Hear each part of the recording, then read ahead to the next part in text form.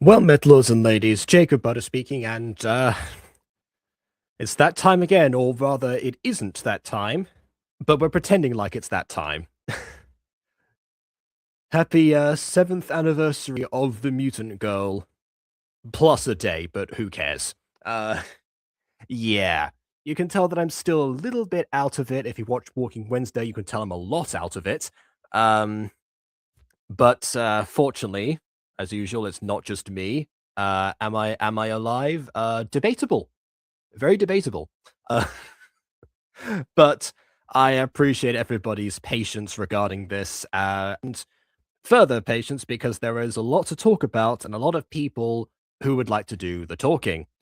Some of whom are right here, right now. So first of all, let's introduce everyone in here, and then we'll get into things properly with folks that actually have the energy to do so. So here is our usual guest, Aiden DeBest. Hello. Yeah, I end up doing a lot more of the editing than you would think for this, or at least Oh part of yes, we'll get to that. because like I only did one scene, but technically, there's other parts that I did that I don't normally do. Yeah, no, we'll go through that whole that whole procedure, I guess. Possibly after discussing the original, because Oh I want yeah. to really Uh, emphasize that. yeah. Well, I've got them hey, both lined up. the remake's All better than the three, I guess. original, which I mean, I guess is the bare minimum, but still, I like this episode. It's the entire reasoning behind there being a remake in the first place. All right. Imagine Uh, making a remake and it being worse than the original. That would be horrible. It's like, well, talk to Hollywood about that one. But oh well. well, But of course, this is not an everyone to take alone. So William, welcome also. Hello there. why For those do who you don't, have Minecraft with you? I was working on something that, Minecraft's there. Hello, Minecraft. yeah. Yeah, no, he I kinda don't has think you that, read like, my shared Discord screen message, in, but some Oh, things have happened with the one thing. I mean, I read it a few days ago, but I mean, you haven't updated me since. Yeah, I it's also going pretty saw that well the thing now. you're working on is going to be unlisted. What? Well, the thing is with that Why is that like, well, I could either post it on the main channel I did with the other parts, but it wouldn't fit in because it's Minecraft now, not Gotcha. But I don't know. I don't know where I'm gonna post it yet. If I do post it, Make I'm probably another just gonna channel. Make another No. channel at this point. If anything, I'll just rebrand the other one because it might as well just save me the time and trouble. Fair enough, you gotta make it public, man. You gotta make it I mean, I Mhm. suppose public. there is obviously the channel was posted on the was posted on originally. You could just like piggyback off from there. But Oh, anyway, yeah. I don't know. Yeah. I'm just gonna put it on the Williamas Gotcha channel and just like leave it as is and be like, whatever. It's not Gotcha, but whatever. I'm changing direction because I actually kind of like where I'm going with this now more.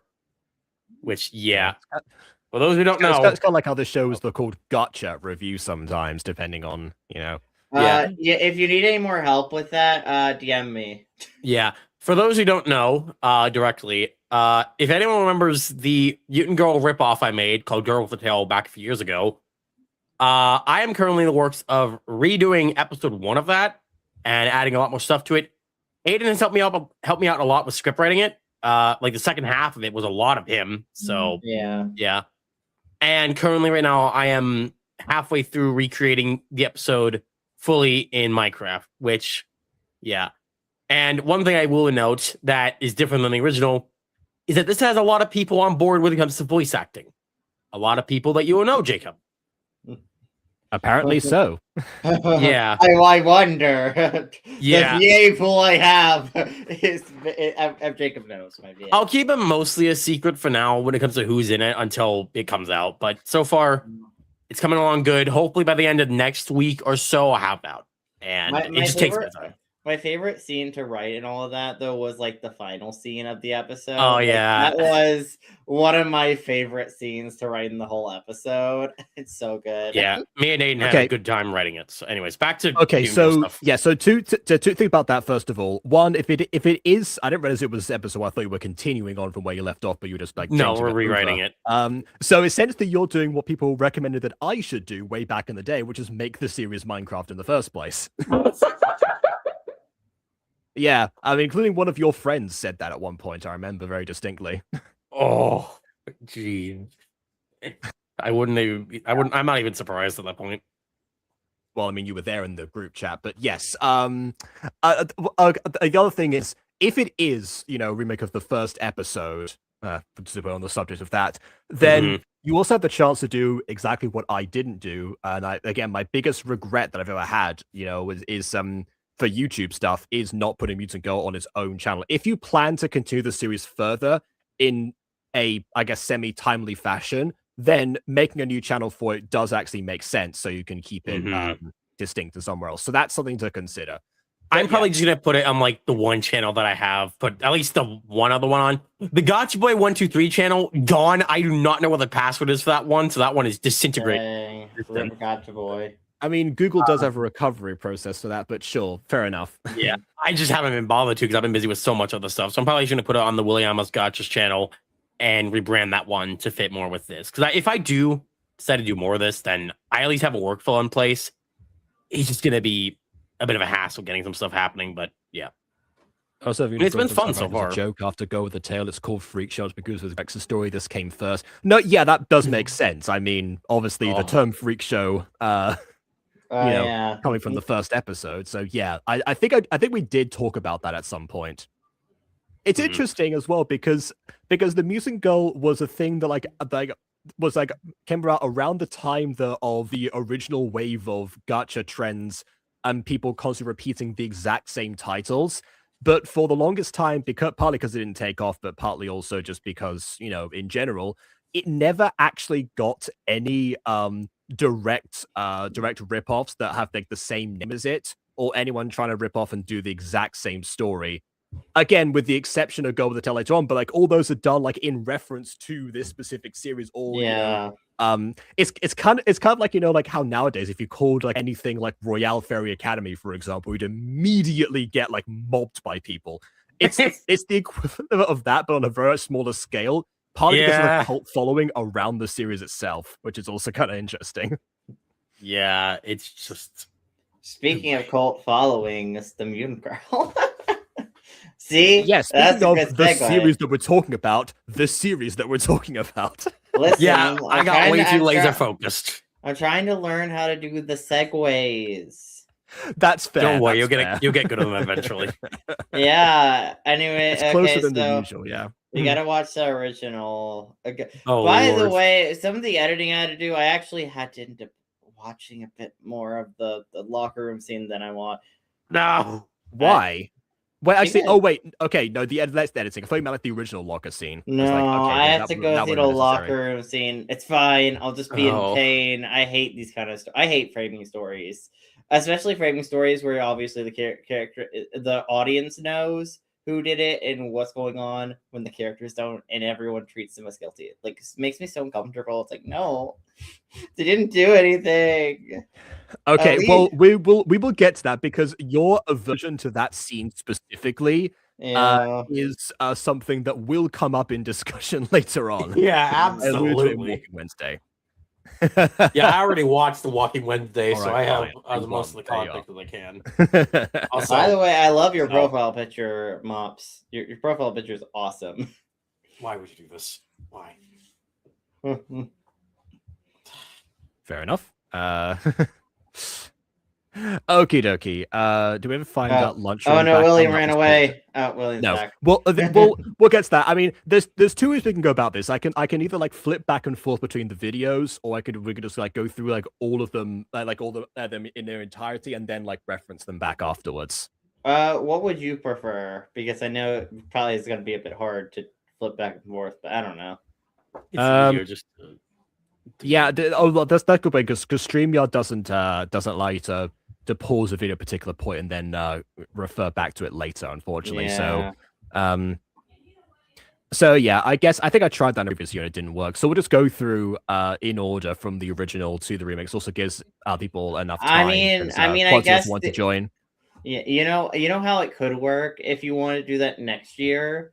When you edit the remakes in versus the originals, you cut the video into multiple edit files. You cut it to like dip by scene, so you just have just change out the file. I mean, that's kind of what happened. Okay, yeah, that happened. But yeah, without the Without the finished product, yeah. Okay. Yeah, for the stream. If you want to do that next year, that's a decent way of doing that. Maybe. Well, I mean, most of the time these after parties are supposed to be on the same day, so there's not really much time to do that. But fair enough. We'll just do it that way. We'll cycle through all of them. I'm pretty sure this is the remake, but William is gone. Just gotta pick the next. All right. So with that, I guess let's go ahead and indulge in the original. Oh yeah, part one. Part one. This is where I'll feel the most pain, I think. If you can make it. Honestly. Well, yeah, you made it to episode 4 in your reactions back in the day. God. By the way, I don't get why Kylie and Terry are just holding hands, staring at each other. Like they're supposed to be talking because it's one of the only frozen sitting gacha poses at the time. They're supposed to be talking, be like, yes, blah blah blah blah blah blah blah. I'm gesturing to you, yada yada. They're just holding hands though. Space them out a little bit farther apart, and you'll be fine. This is how the shipping happens. Probably. Between Kylie and Terry, which isn't happening. Oh yeah, this precise moment. Yeah, surprisingly, there has been little speculation on Kylie and Terry specifically. Like I would have thought, especially back there, where everyone's saying, yes, these characters share the screen together, or the people wanted to ship Pete and Reina specifically too, when everyone was working towards their relationships or were actively in them at the time. Is it because they both have round purple off hair? the group. Is it because they have purple hair? No, it was because they were the two single, main leads of that friend group, basically. Going back to some of the TV shows I watched, like the Vampire Diaries, I forgot how much those shows pretty much had love interest roulette for the main group, and it made me really weird looking at it. It's like, okay, so apparently Elena before season 1 dated Matt, but they broke up in between seasons. Then Matt later in that season gets with Caroline, and then he breaks up with Caroline. Well, Caroline breaks up with him because vampire stuff. And then later Matt has a thing with one of the originals, but that's technically a different thing. Caroline ends up dating Tyler, who's part of the main group. They break up eventually. Elena dates Stefan and eventually Damon.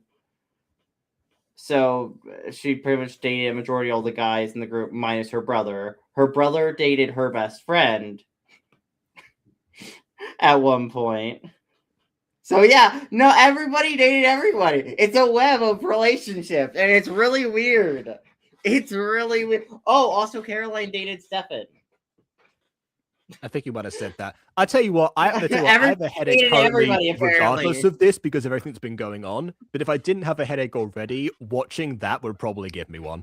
Everyone just dates everybody. It was so weird looking back on it. Like when you're going through a show, you're like, "Oh, this is not that bad," and then when you're thinking about it, it's like, "Wait, never mind, it is that bad. It is that bad." Hand holding is rather suggestive. Well, I tell you what, Quadzi agrees. I've been during season 2, there was so many scenes of characters where they're supposed to hug each other that happened to go to Quadzi, and every time she just made them hold hands because of the layering and gacha and how it works. Bruh. Listen, that's before we worked out the best methods to make characters seem like they're actually hugging. Listen, we all know Endgame is clearly Agatha x Morwenna. Their Endgame. Of course, yes. Especially in that scene where they're both actively in relationship. Oh, well, actually, Agatha's kind of close. Anyway. Agatha was almost in a relationship at that point. Almost. Yeah, I think we're one episode off that starting, actually. Anyway. Well, also, she's barefoot in the scene. I know this is part of the recap, but Morwenna's barefoot. She has no shoes. Yeah, I was gonna say this was from episode 7. Is it because of exposure, or either because of I couldn't tell because of the exposure or because of this, but yeah. This was from episode 7 after she was barefoot that whole episode. So the reason she's barefoot in here is I assume when you changed her clothes back, you forgot to add shoes. Therefore, you mean like episode 6 from when she was barefoot? Then putting about yes, that's entirely possible. Therefore, that was also when her new outfit came in. Because she's not wearing the exact same clothes before, because, I was trying not to have them all wear the same things. But hey, speaking of people changing clothes, that will come up later on as well. She's showing her feet for free. She sure is. Let's give her some privacy then. Hope to see everyone there. Marwick. No way. We're going to get caught. Happy The original. Oh yeah, back when you couldn't like have them as like handheld props, so just had to have Pop wear said watch. I forgot about that entirely. Yes. Here we are. Am I alone in the house this time? Thanks for the invite. You're welcome. Ooh, is a chia. God, when the names are over their heads. Ooh. Oh, I hate this Well, style. Isn't cosplay? It makes me cringe. That was all of season 1. I'm wondering like what I did to Morwenna's name for the outlines to be like much less distinct. I don't know what happened. I don't know. I don't think it's not much as a drop shadow. Yeah, I like that. Oh, pfft, I Oh, saw and the UI capture, there. yeah. I said UI there. Oh no. Yeah. I don't know what happened there. Well, I know what happened there. It sure Absolutely is know what happened. Holding hands, very suggestive. I hear. No, apparently. There's a huge volume disparity between that and the... These are original outfits in this intro. This is already turned down, but yeah. These are original outfits in this thing. Like we never see the Yeah, characters so- wear these outfits. Oh, the This was motion made blur. by Jay. Yes, without exactly. Geo Yeah. So prompting.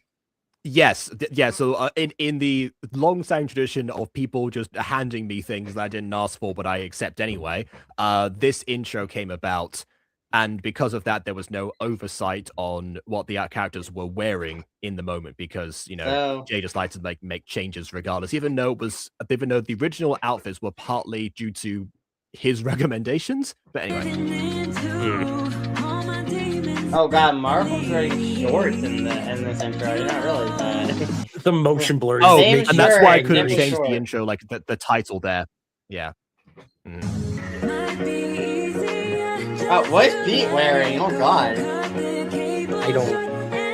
I gotta dig the Doesn't matter Empress because hair it's not the same. there. See again. Oh, and of course, we've got to this part. I have to wait for the beat to drop.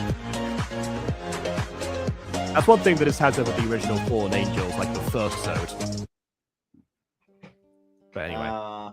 The original. Here comes your least favorite part, Aiden. You must. No, it's not least favorite part. No, not yet. That's next I will scene. point out. That's next I will scene. point out that once again we had a character moving, immediately hit in the face with bad chroma key. Today, unfortunately, it is not under. Why was Danny on the screen before Principal Pearson? Like, did Principal Pearson just be like, "Okay, Danny, you stay here. Now I'm gonna have a dramatic entrance while I walk on the screen." Actually, this has happened. This happened in a few assemblies that I've been in, where they'll get the either the student speakers or they get into he doesn't speak in this one, but it's Wait, he's not the subject speaking! material. No, they'll get the student like guests or whatever. I just say guests because they're obviously like part of that, but they get the students or whoever is the subject matter basically on stage first, and then the person will appear, usually because they've got other stuff that they've done beforehand, obviously principals being too busy and whatnot. So it's not out of reason for him to be standing there and have been told to stand there before we started. Then Principal Pearson comes in and then the assembly begins in earnest. Really crap move for people who have social anxiety and stage fright, though. Yeah, Principal Pearson, will love me name. Yeah, all the principals have P names. that have names that have P names, exactly. Yeah, there's Principal Pearson, there's Principal Pondicherry in one of the music videos. Principal Peyton, obviously, in season 3. So yeah, that's a recurring thing. They're the only ones that don't have play names aside from Mr. Grayson. Before I thought of that device for the teachers. Student Dang. Danny Berlin. You could always give him a canonical first name that's play name or something. That's true. I mean, he's named Jim in the script, but that never comes up in conversation. Yeah. I mean, it's like Mrs. Dysart's name, which I was going through Fallen Angel lines for, I think, episode 11. And Bon read Mrs. Dysart's name for the first time, and it was like, wait, is that Mrs. Dysart's name? He's like, yes. That is canonically Mrs. Dysart's name. Because, like... Also part of the original script, and I just, kind of left that there, Mrs. Dysart's name, I don't think, was verbally stated till Fallen Angels when she appeared. In episode 8 of season 1, which it was several years before her name was that canonically stated. Yeah, the original script for season 1 has a couple of character descriptions and things that don't come up, or were just retconned entirely. Well, not retcon because they never made it to stage, so they never were included.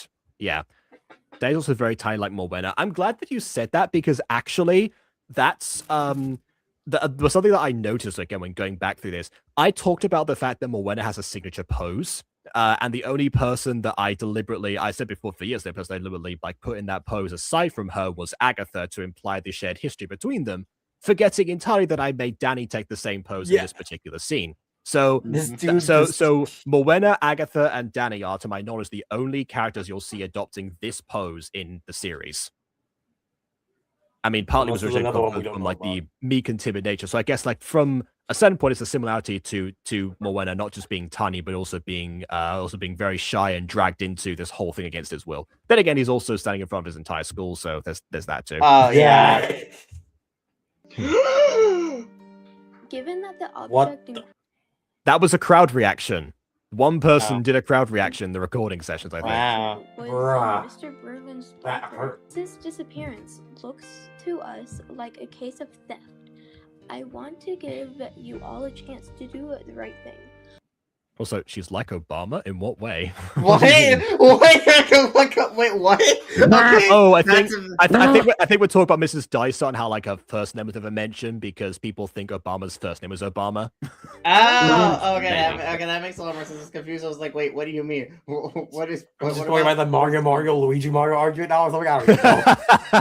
Yeah, it's Obama, Michelle Obama, obviously. Yeah, clearly. 30 minutes. Otherwise, the thief will be immediately expelled. And one more thing. Anyone who knows something and does not come forward will be treated as equally guilty. You are the audio cut. That was both a reference actually to the source material from where I took this story from, basically like the part in which they do mention that and they do like the gulp with the character who is the witness, but also I phrased it that way partly in reference to Professor Snape. Will be treated as equally guilty. Yeah, of course. dismissed. Okay, so a few things there about what's her name? About Principal Pearson's voice. This was time of shy Shorty, so yeah, like she's so shy as Principal Pearson.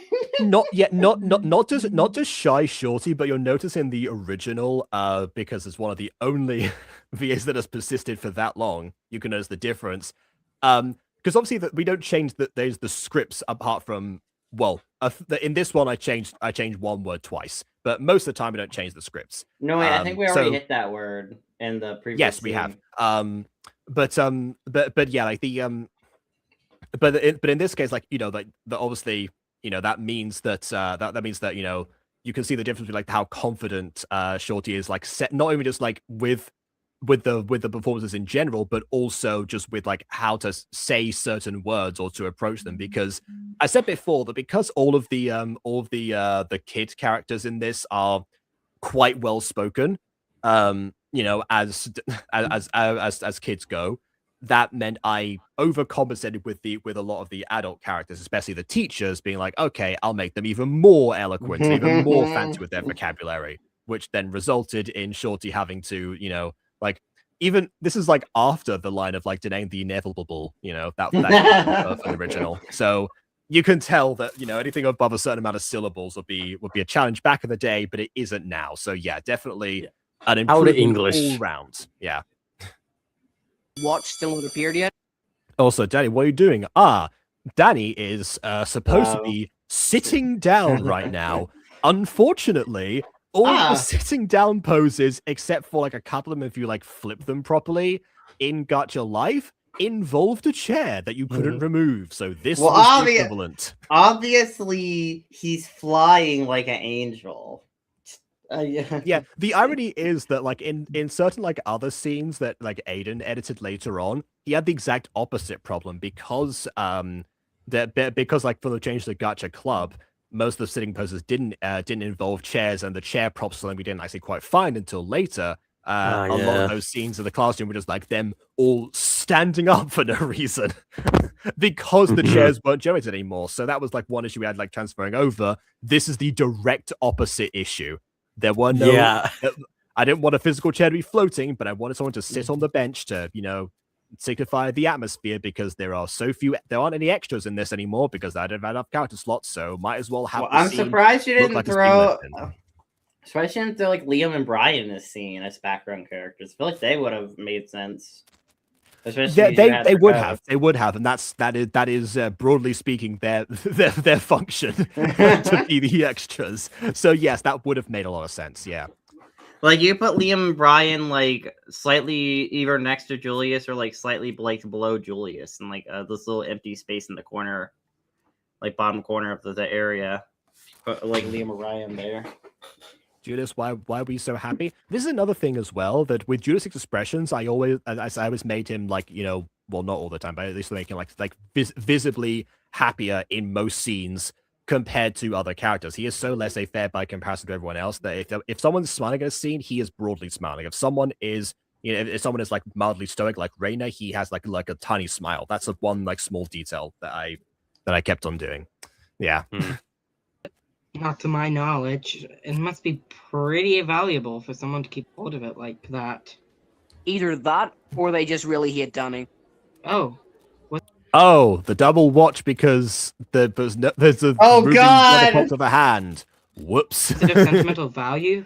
If anything, also the previous ones, like Or must really hate Danny. Like in the remake, it feels a lot more sinister, at least the way you delivered that line, where it's like Or must really hate Danny, kind of like nailing in the point in a more subtle way.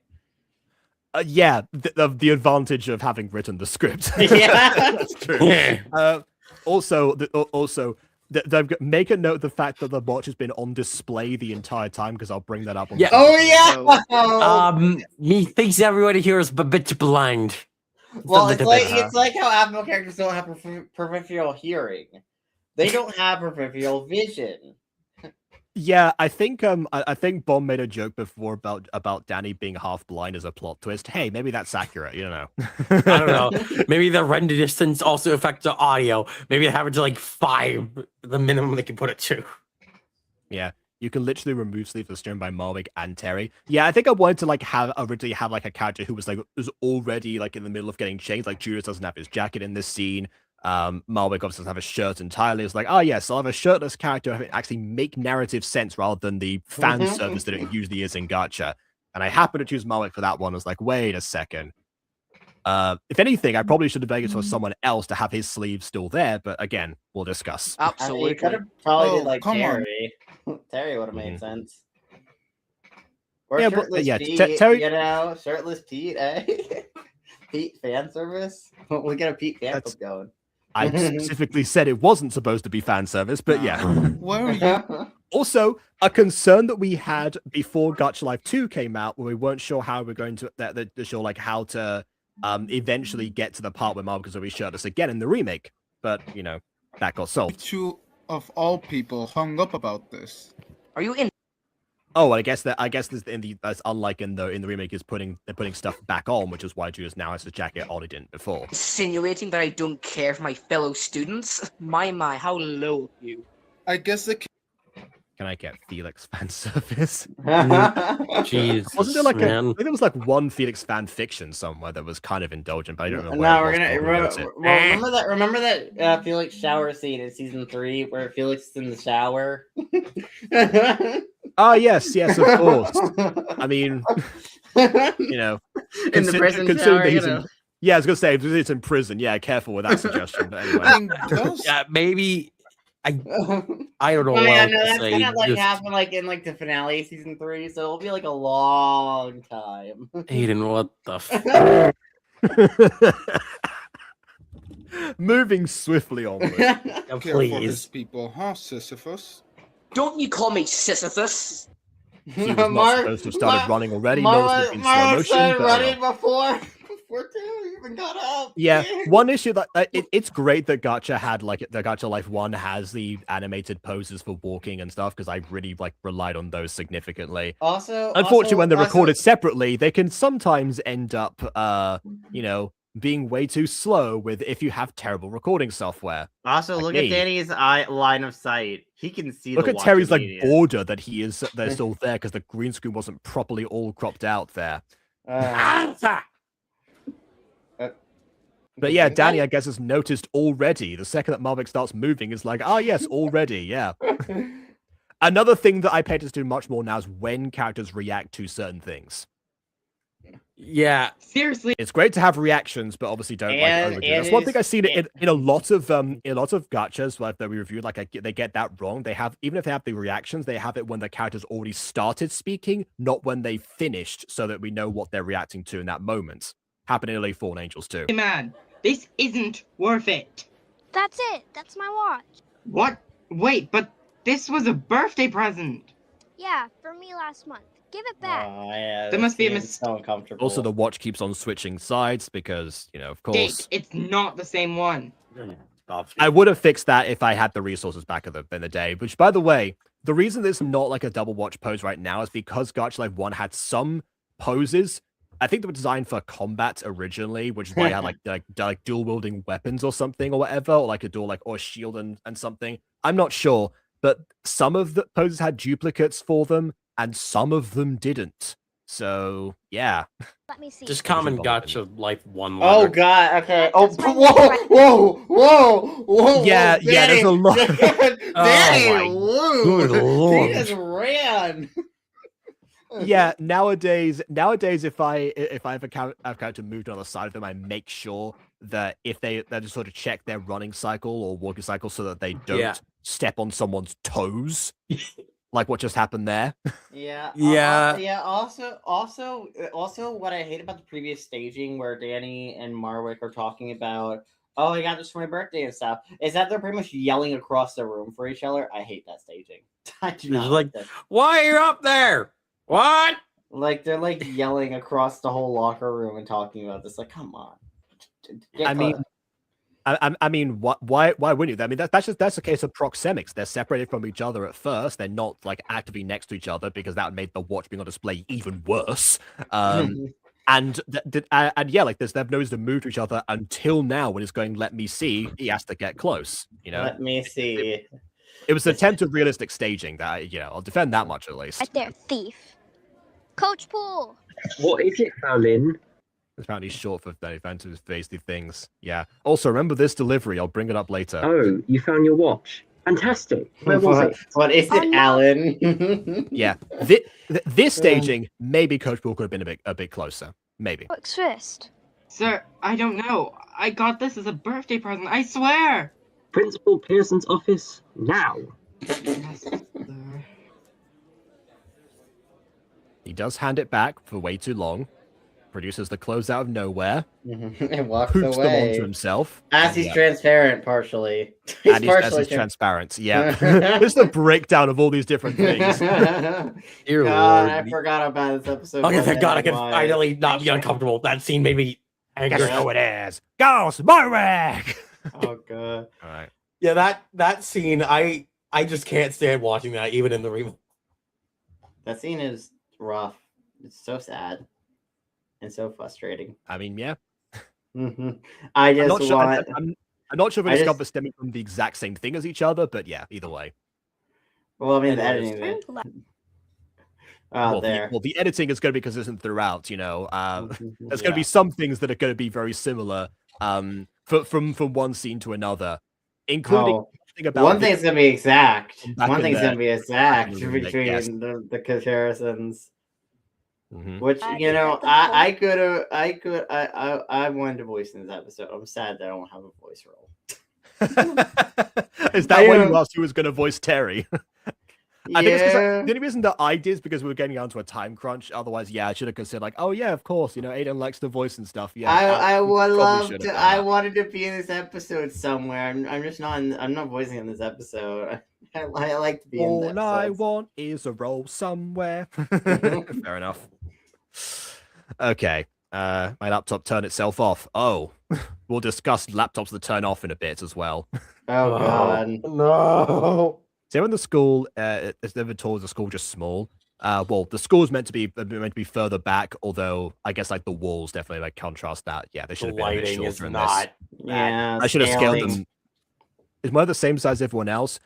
I think she's still supposed to be shorter because you know, because well, it's just me, so I kept her height consistently shorter than everyone else's in Gacha, even if we scaled her differently. So she shouldn't be their feet aren't exactly aligned with each other, so Reina is actually a bit further down the screen. That might be what's causing the illusion. Watch business is behind us now.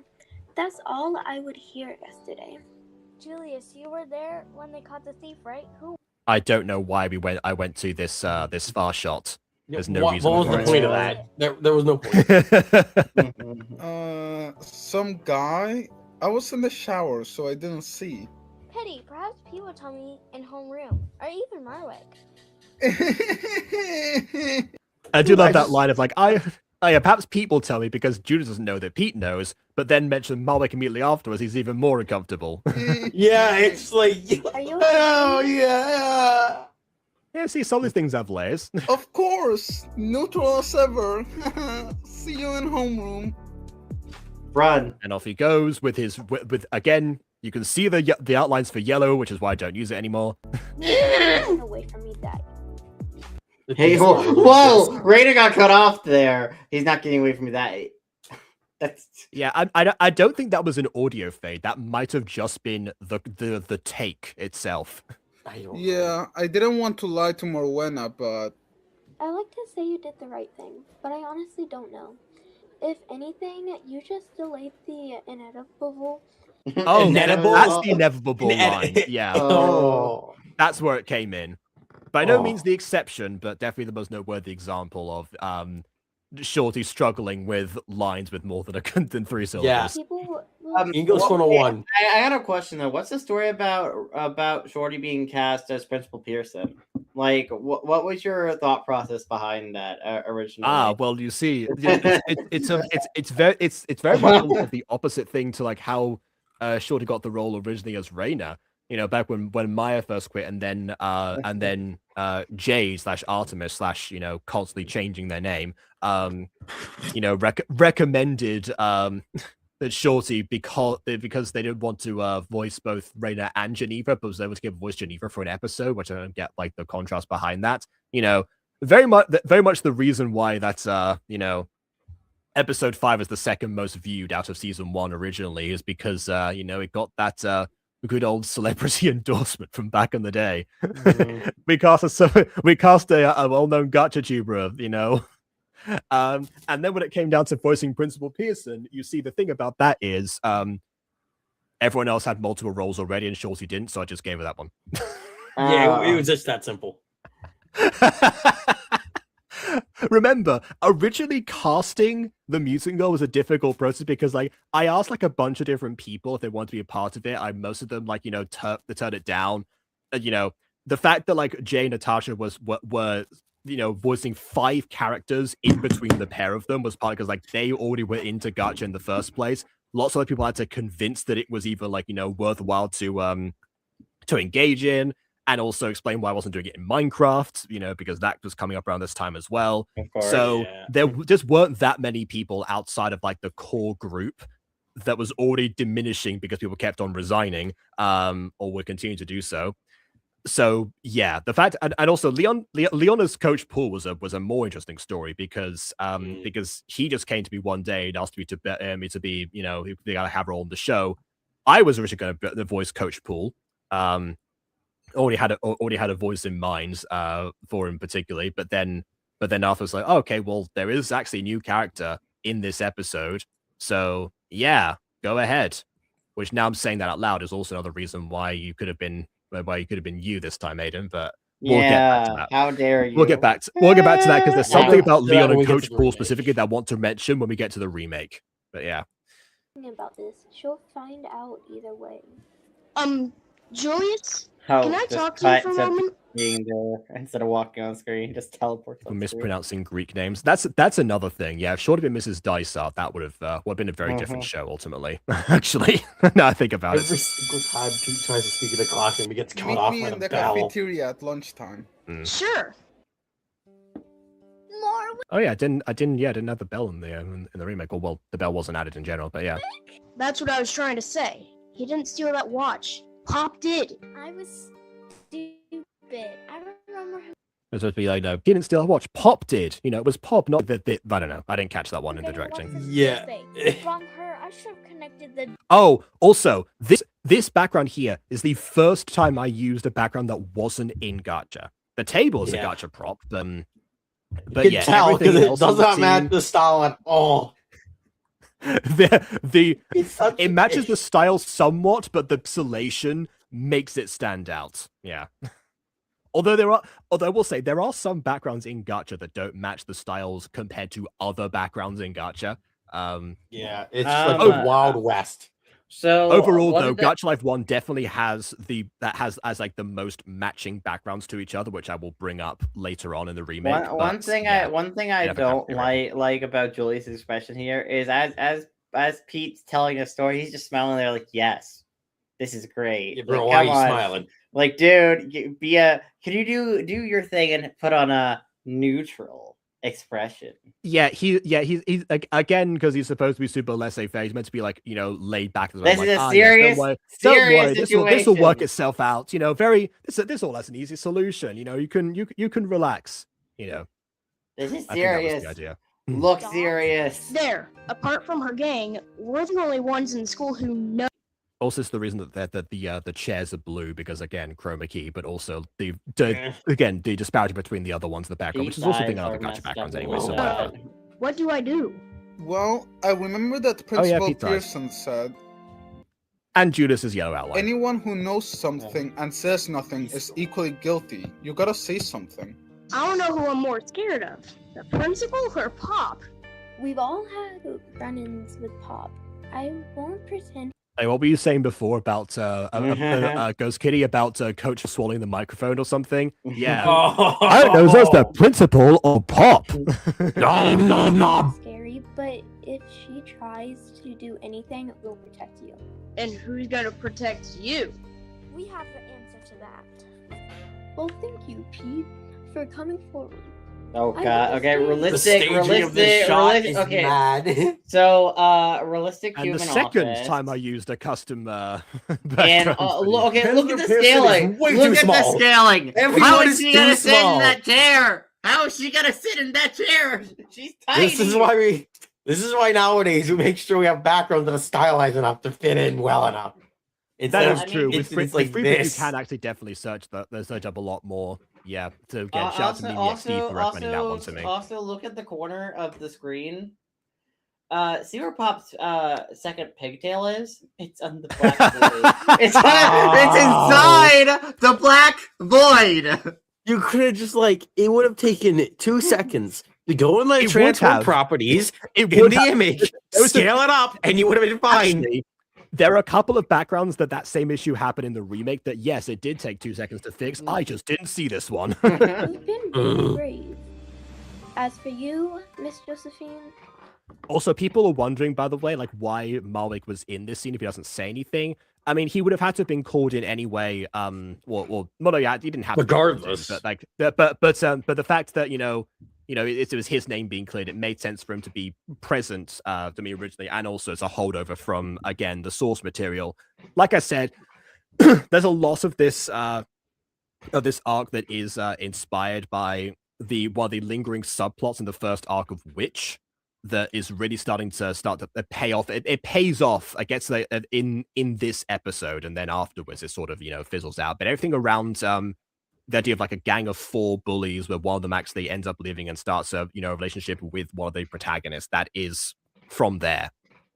And yes, the framed plot is included also. Enemies to lovers. Kind of. Yeah, kind of. The thing is that in both versions, this one thing that I picked up on, in the original character never actually directly bullies any of the main protagonists, and nor does Malwick. The most that he speaks in those scenes is when is when he's trying to dissuade Pop from pursuing things further, like his counterpart in Witch. The worst thing he might have done is dance to Baby Kaylee's version of Ew by Jimmy Fallon when is working on the project, but that could be chopped down to peer pressure. That was the original plan. Yeah. I mean, yeah, but like this episode says, knowing something and not coming forward makes you equally as culpable. Or whatever. He did come forward. That was the scene that he came forward and was like, "Hey, do you need help on this? Now that Pop's gone, I'm gonna give you a hand." Oh, I know, but just in general with the bullying. Okay. Technically speaking, if we're going off that lot, nah. I know it's like school logic, but still. Joke or not, you are expelled for the week. Theft is expelled for the week. Yeah, that's the line. That's the line. So, you know, this doesn't happen so much anymore, and by this point, it started to fizzle out. But there are some times, you know, even today, where certain words that I've learned in Spanish specifically blend into my English. And this one was a holdover actually from Code Lyoko, where a bunch of times characters get like, you know, discussed like, oh yes, they're going to be expelled for this amount of time or whatever, and that's because the word expel and the word suspend are both the same word in the Spanish dub. So and yeah, there is no equivalent. Yeah, so that got fixed in the remake. So yeah, because actually to suspender in Spanish is to fail, so that wouldn't have worked either. So yeah, that's why I changed one word twice in the script, and it was that one because that was what it was originally supposed to be in the first place. For this. Yeah. And I hope this does not cause animosity between the pair of you. Oh yeah, she bases animosity. Let's put this all behind us. What do you think? That's one detail I missed. That's one detail I missed. Him walking away. He goes into the void again. Uh-oh. I think maybe this video didn't realize I had my render settings wrong or something. We'll put a stone behind you once you're 6 feet under. See you after class, little spy. That was a good line. I love that line read there. That line read was actually pretty good. Oh yeah, and also because again, this was not supposed to be a two-parter originally, because the plan was, you know, every season 1 episode came out on the 17th of every month for 2019, since the episode from March to December. This is just all the footage I had prepared at the time, but actually it did work out as a cliffhanger. It actually, you know, it's kind of like, okay, something's going to happen, something's going to go down, you know, maybe it was a natural cliffhanger that worked. I hope people at the time were excited for what was to come. Unfortunately, what was to come was this. Episode 8, Part 2. Before we continue, the worst one. Before we continue, I'm just gonna shuffle through the intro because we've seen it already. There is some general discussion I personally have about the issues with its plot, and like this goes beyond video editing wise. This is like beyond video editing wise. This is like a script issue. I have a few things. For one, Principal Pearson is an idiot in the situation. So someone comes forward. Yes. For one, someone comes forward with talking about who exactly stole the watch, right? Pop. And then Principal Pearson then proceeds to have a meeting with said person who came forward and Pop together, essentially, in the same room, which that is kind of risky, again, for Pete's personal safety, because, you know, I don't know. It seems like a really dumb move on her end, because, like, and the fact that she has the goal to say multiple times, I hope this doesn't cause any animosity between each other. Like no, it doesn't. Nah. You only ratted on me as I tried to get someone suspended. No big deal. Big deal. It's already implied that you've had multiple incidents with Principal before. I understand on a certain level it has to happen because plot, but at the same time, from a character decision from Principal Pearson, this is a monumentally stupid move, and as a grown adult, she should know putting the person who spills the beans on what really happened and the person who did the actual thing in the same room, as they suspend said person for doing the crime. I don't know. I'm just saying it's a dumb character move and that she shouldn't do it. Yes, it works for the plot reasons, but it shouldn't be happening in the first place from a character standpoint, unless she's meant to be stupid. since you bring that up, that's another holdover from the source material. Yeah. The principal in that one again does the same thing, same setup, same characters there. I guess that the difference there is because I will say that the original bully, like the original lead bully, he was already like pinned up to be like the classic troublemaker that always got into trouble anyway, in a manner that Pop really wasn't. That's that the idea of like being suspended weighs much more heavily, and I also like built up the fact that like her getting into trouble is something that weighs down her because of what happened with Mrs. Dysart in episode 5. So the issue probably also comes down to the conversion from that. While yes, there's still the fight still happens the same way. The way the original principal was probably thinking more so, oh, this is just a typical Tuesday for him, so whatever, basically. So yeah, that's definitely an adaptation failure on my part. Yeah. This is more minor because again, this technically has to happen for the plot reasons. But at the same time, Marwick's family knows he got the watch, not to mention they have Morwenna as a witness. And they could say they got it from Pop, which would allow some questionings of Pop, which would again lead to asking Danny a question. Did Pop have access to your locker? Which we know from the previous episode. Pop had access to his locker. Therefore, her plan would have imploded on the basic questioning and with a basic question and answer from Mark and his family to testify they got the watch from Pop. That is true, and if Pete hadn't come forward, first on the same day and already made that apparent, then yes, that would have that 100% could have gone down. By the time that Marwick's parents actually did arrive, whether or not people happen or something. That's it's just one of the people can speculate one way or the other. However, I will say in response to that, Pop's an idiot. Okay. Yes, but like deciding. What else was way too quick in the judgment? She came with this plan 3 months prior and didn't think about like the logistics of it. Oh no, she thought of the logistics of it, but not the implications. Yeah. She got as far as putting the plan together and not like what happens after. That was basically honestly, if I were Pop in this situation, to make sure you had the best possible logistics, you could probably have Kylie get the locker combination from Danny, and then have Terry be the one to give Marwick the gift at his birthday, maybe even in a more private place, not from his family, being like, "Hey, Marwick, I got you something special," or whatever Terry sounds like, and I just couldn't wait to give. And then he got it there, therefore, a little connection to Pop. Bam. Yeah, aside from her two subordinates being involved. Okay, in the yeah, but we're still watching. We're having less degrees away from Pop specifically. Yeah, no, she could claim innocence that they acted separately. No one would believe her except maybe the principal. But the school would know, the people would know. Yes, and that could have gone down. I will say, if I had if I had thought of the idea of Cardi and Terry turning on her at the time, and that wasn't a later story. That would have been a good place to set that up. However, that wasn't my idea; it was yours, so I never would have thought that.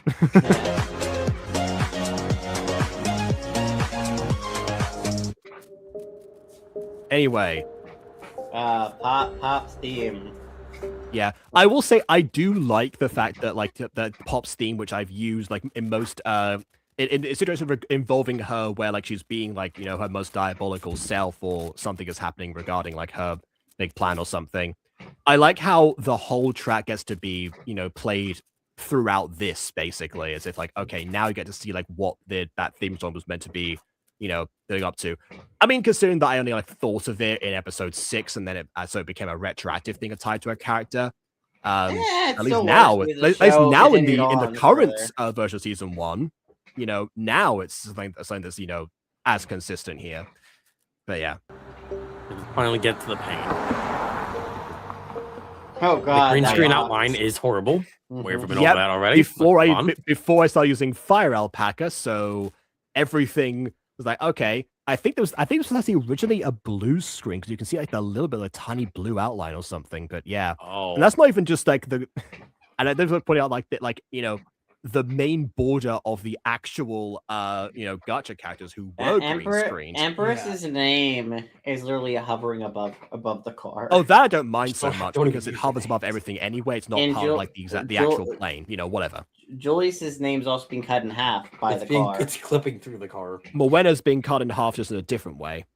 Yeah. And Reina's a little bit of it, yeah. Are you sure we should be waiting in here? It won't work if we intervene now. Got the image watermark. Yeah, there's a reason I changed the limo, aside from not having the original file. Oh, wait, no, the door handle's transparent. Look, the door handle's transparent. You can see a bit of Empress. I've never seen that before. I never noticed that. Never noticed that until now. Hey! I will never unsee that whenever I watch the original, which is probably gonna be never because I'm gonna watch the remake from now on whenever I want to watch it. That's fair. Dear That's Lord, fair. Yeah, this makes me more angry. This is this video's last hurrah before fading into obscurity. Unless someone else does what I do and I decide to like dissect, people's like evolutions as a gacha tubers like I do. But yeah, good luck with that because I've got so much other content that it's gonna be difficult to find. Yeah. And a lot of money. How do they open the door? They don't. Just, like, they reach on they poke their fingers like that. Either that or they jump out the windows. I don't look like they have any glasses on. I mean, there's no glass there, so yeah, absolutely they can. Yeah. Yeah, sure, whatever. The point is, everything. You're funny. Anyway, also, oh wait, actually, I'll say this later. Very smart of you to show up. Oh, another thing also, usually whenever I do like green screening stuff, if a character was entering a scene, I would always have their green screen version where their end goal is usually. Otherwise, you end up with shrinking like that because I wasn't good enough at controlling that or, syncing up frames in Vegas just yet. But if they start the scene and they leave, then I have them. Then I have them. Just where they start and then obviously where they end off. So that way it syncs up a little bit better. If they're moving about and they're running or something, then tough cookies for old me. I don't know. Mm-hmm. I remember I did the meme for this where when he like runs in a park later in the scene, it's like I did like the Mutant. I was on the Mutant Girl on Crack video. It was like, the song that goes like run. Yeah, I did that. I did an edit to that to Pete running to the park to that run. It was so good. I don't. Yeah, know the context, it makes sense. I don't think I want to know. Prison's funny. Hold on a second. Let's comment. Oh, this one? Okay, fair.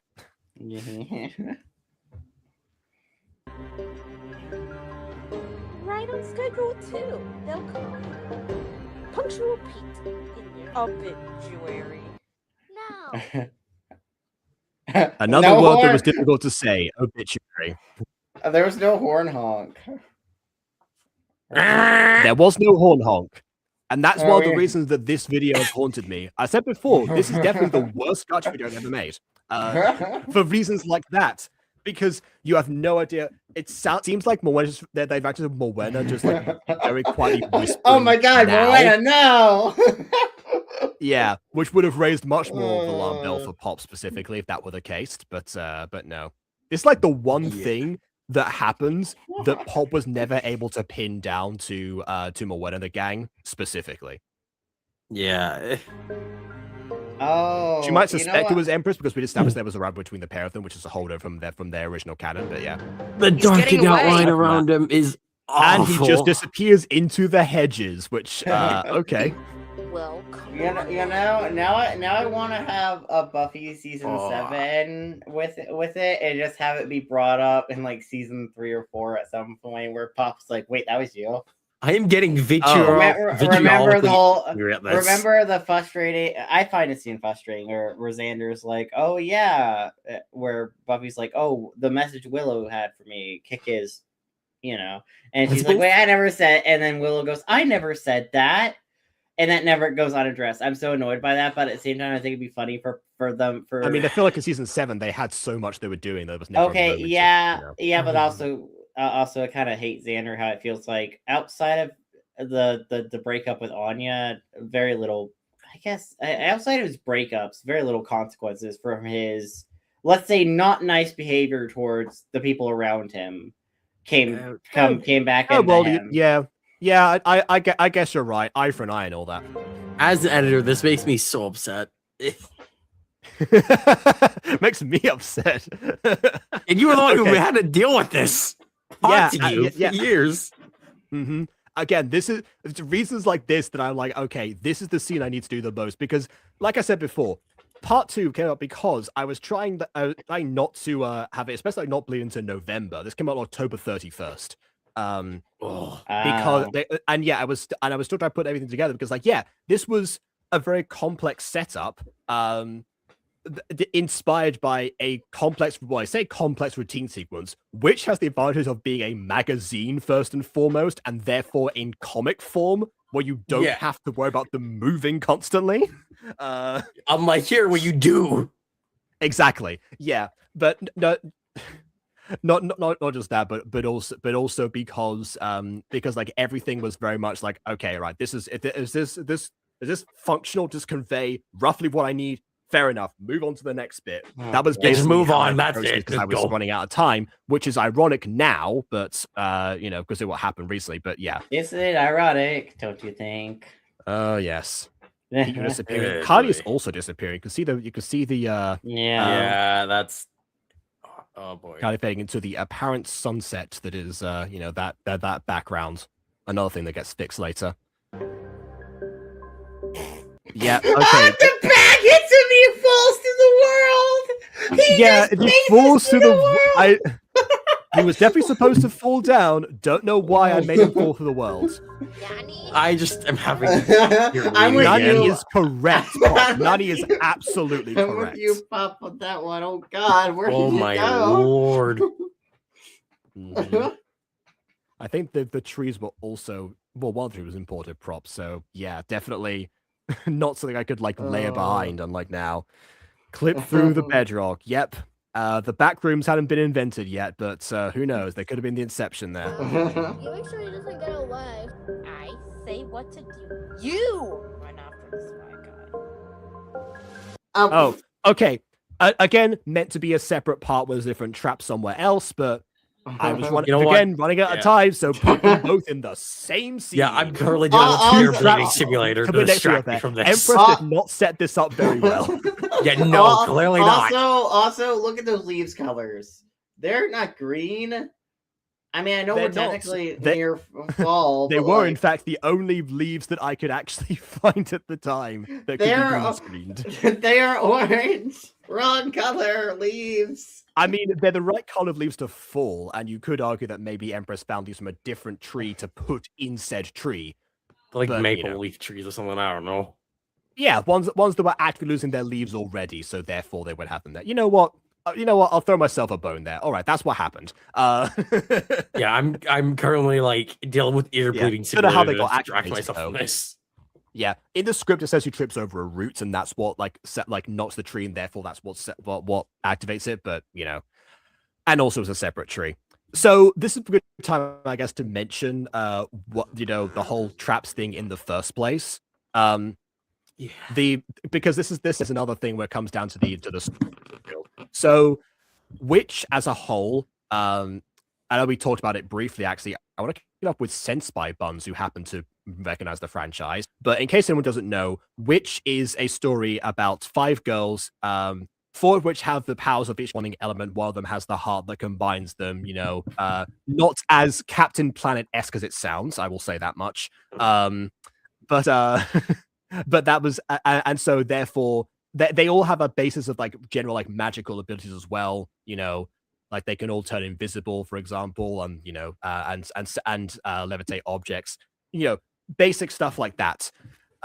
So this is why in the original scene where this sequence actually happens and the original witness is running and away from the gang, what they're doing is they're invisible using their powers to make it so that like it does seem like yes, the park itself wants to protect this kid. You know, that's where that idea comes from, not a line from the story, but the sentiment basically.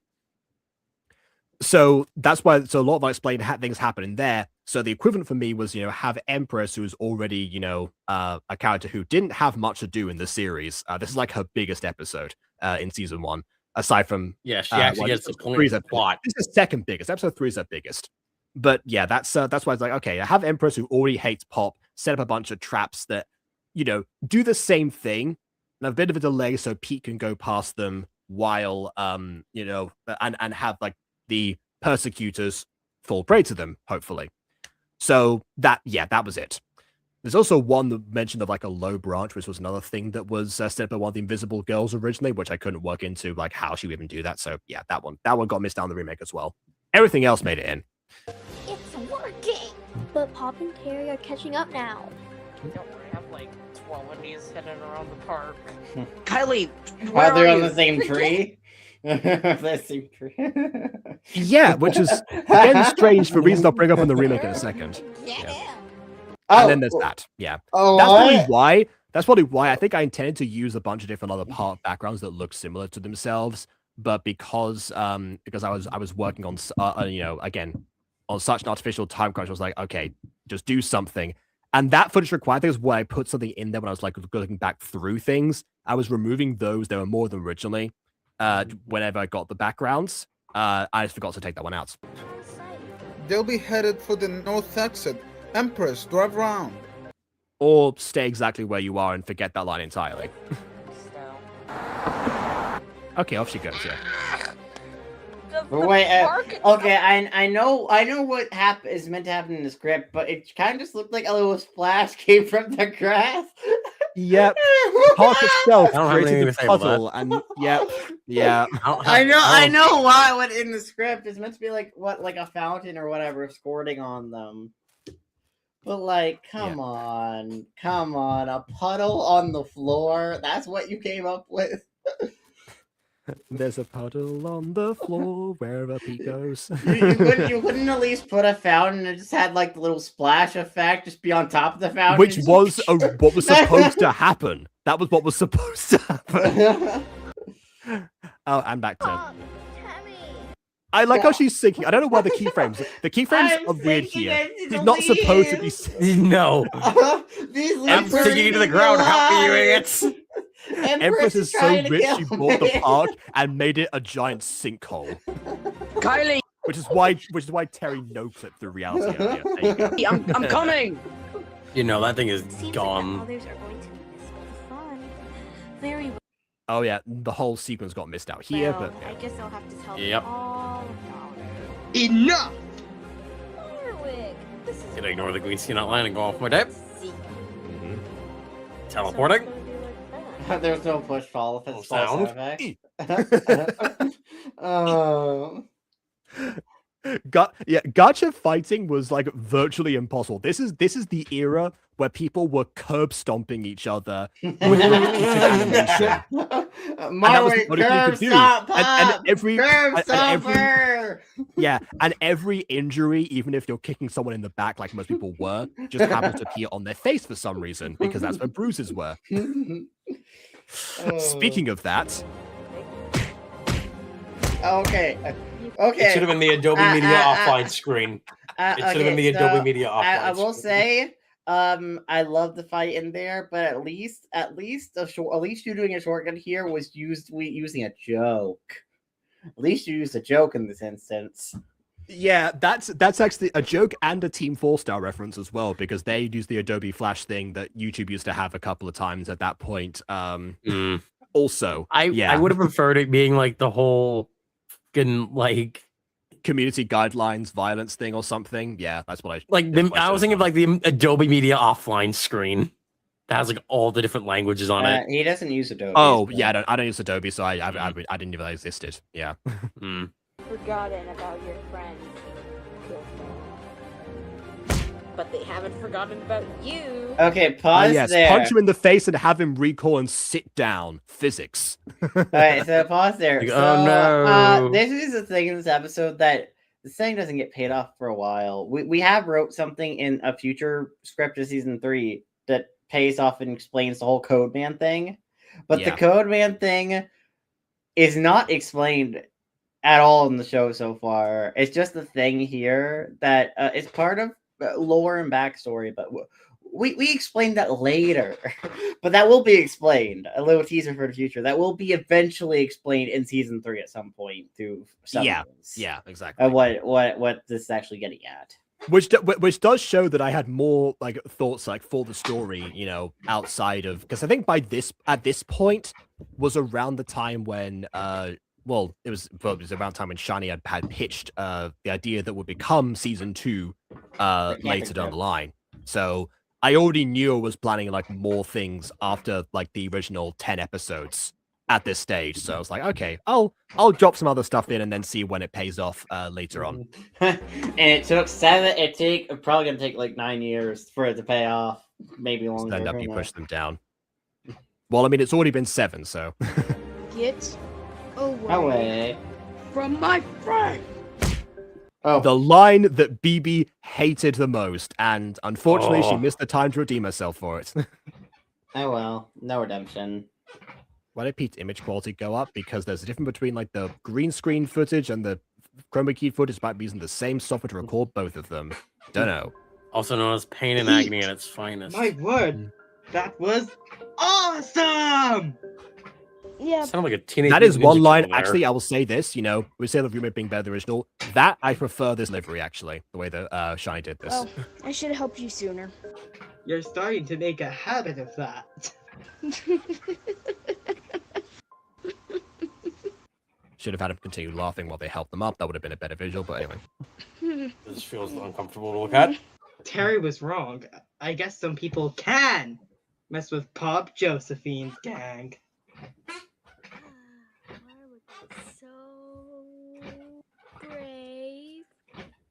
very quiet line, but the only line I could get Natasha to take that seriously, because there was such an aversion to the idea that her character could be attracted to another character.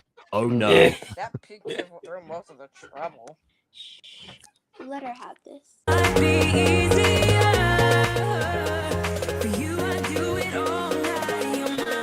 And Pop sleeps there. Should have given She's her dead at the end of the game. The end of the story. There we go. Also, a thing that Jay gave me, by the way. That your persona. You're a cat guy. Yeah, the one that was made based on the gacha character that I didn't ask for, but that was from Jay's old videos. It's like, why am I a cat? Where did that come from? You know what I want actually for your channel? Artists. If you do art, you should do this for Jacob. Someone should make a Fred end card for him. A Fred end card, but I barely voice Fred on this channel. Yeah, but we love her, and that's the best place to use. I mean, her. that makes more sense to do that on the Butter Bunch, where she's actually relevant, right? Yeah, but I want more Fred. I loved her. Okay, sure. Someone make art of Fred and then put it onto an end card for Jacob. It'll be awesome. I'll force him to use it. People just gonna be like, what is off-brand Kawaii-chan doing here? We love off-brand Kawaii-chan. Mm-hmm. Okay. So with that, we conclude again. Definitely the worst video from that was the video of all time that we do not speak of anymore because we have the remake. Yeah, we don't have to. It speaks for itself. You're absolutely right. So let it rest. You know, let it die. Let it die. Let it die. Okay, and with that, the thing you actually came here to see that some of you apparently haven't actually seen. What's on Cat Jacob's shoulder? I think that's meant to be some sort of like bag of some kind. I don't know. What am I going to store in that, actually? That's another thing I don't know. Again, functionality of the designer. I don't know. I'm guessing that was a gacha accessory that I was just given arbitrarily because I did not have a gacha OC at this particular time. Well, you know, I did by the time this came out, but not when Cat Jacob was designed. Yeah. Oh no, yeah, no, but I think when this actually came out after I already had the I already had mine, but because again it's Jay, and like I said with the intro, there was no oversight on what he was doing. This is this was the end result. Yeah, I will also oversight point out didn't that, exist. these like video things they're not in line with like the end screens, and sometimes I put like playlist on there and not in just like random video. So so it wasn't effective for that reason either. But like I said, I people send me stuff, I accept them. I tend to use the most recent thing, so that's make art of Fred for end card. Make it an end card for Jacob. He'll use it. It doesn't make sense on here. I'll use it for like the Butter Bunch, maybe. No, use it on here. It'll be awesome. My good lord, Aiden, just listen to Jacob longer. Do it. Me X Felix art when. You know what? Yes, artists do that. Do that instead. That's a better idea. And make it onto an end card for this channel. Okay, no. I was going to say for please channel. Yeah, that would make more sense. No, for this channel. For this channel, guys. No. Aiden, people watching the guide, there's going to be like, who is that character? Did we miss someone in this story? Yeah, I feel bad for the bot watchers. You're just like, what are you all on about? Yeah. I also noticing that my battery is running a bit low, so quick intermission. I guess you two keep talking. Okay, I got this. So, what is your favorite substance to consume? Mine would have to be something that starts with a C. It ends with an E. I know exactly what you're on about, and no. I love Coke. Coke is just such a good soda, especially the cherry variety. It's just when you make it like that, it's so good. It is so good, Can this program export anything that doesn't want to blow out my ears? And I also like this thing that starts with an M and ends with a K. It's called milk. And you're gonna. I don't know if I can make that into a reference anywhere. I guess like a reference that I want Markiplier and me to go get milk together. What now? I want to go get milk with Markiplier. Okay. What the absolute? That's what I want. Okay. I don't have anything to say. If you can find the text. Oh yeah, it's down here. Listen, Markiplier, I think would like milk. I don't know. I haven't talked to Markiplier. No comment. Considering the things that Markiplier drank on Unus Annus, I'm pretty sure that milk is fine. Okay, so he likes milk. Right. That's perfect. That actually makes us way more compatible. Meaning, I'm just saying, once his girlfriend / wife leaves him or they break up or something, I have a shot. Hey, you. If there was any time I have a chance. To catch up to you, this is. I have a chance, maybe. In my dreams. Can this audio not bleed my ears? Well, we'll see. Hopefully the video is more better balanced. Okay, on to the reason we're here. Let's go. I've been trying to fix audio for like 30 minutes, and it's not working for me. No. Okay. I live here now. Tell you what, I'm gonna skip the intro because the credits are all wrong anyway, because I didn't have time to actually put this together. So what I was saying actually about this, hold on. Yeah, we'll just go from here. Yeah. So I guess there's no editor credits on here either. I thought those had been. Yeah, no, those are not. Yeah. Those are never filled out. Guys, only my credits remain in this version of the intro. only Jacob. Jacob totally was the only one who edited this. Totally not like 4 other editors who helped on board with this. No, in fact, this scene was done by Quadzy. So yeah. Yeah, the background. So we fixed one thing, I guess, that Aiden was talking about. We don't have Principal Pearson having a dramatic entrance this time. So that's the first thing I'll say. I mean, it's one way or the other, but My esteemed One students, way you must or all be wondering another. why I have gathered you here today. Unfortunately, it is not under pleasant conditions. A watch belonging to your fellow student, Danny Also, no longer voiced by Shorty. Berlin, has disappeared.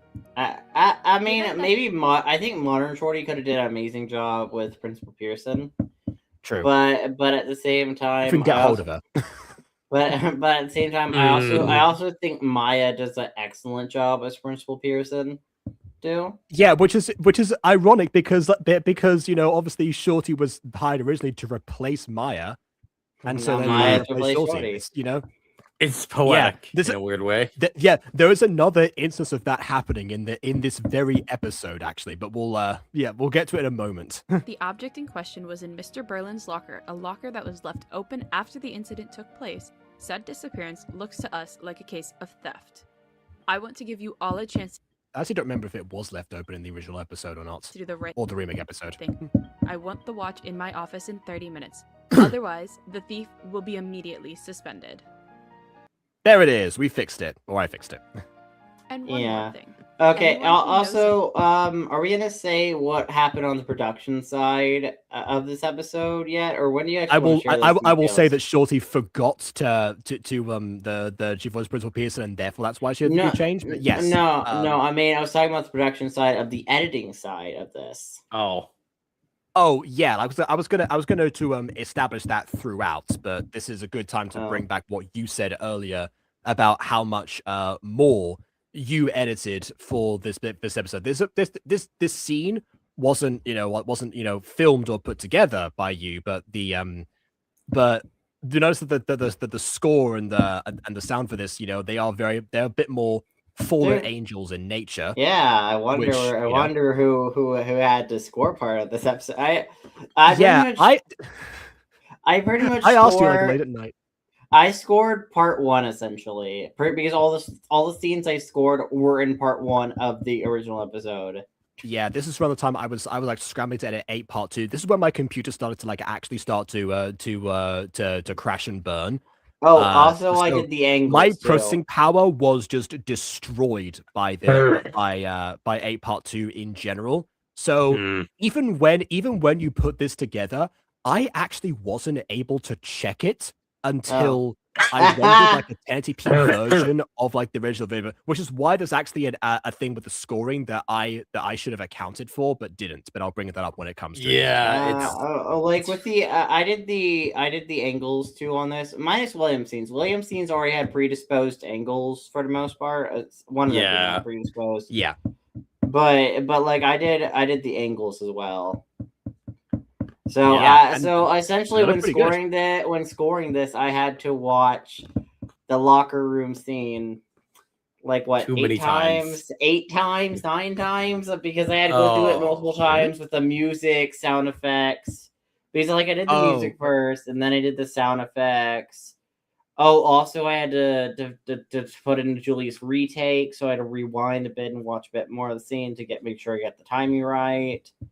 So yeah, overall, I watched this scene a lot. Retakes, but yeah, I'm surprised that because when I do this, I edit them sequentially. So I just keep adding sound effects and then watch them once through afterwards to make sure. But okay, fair enough. Or just play that one segment over and over again. But again, to each their own. Because as I learned from this program, but from this in general, trying to. Even if someone offers you solid advice of how to to change your editing style, maybe don't do that for a video with a deadline.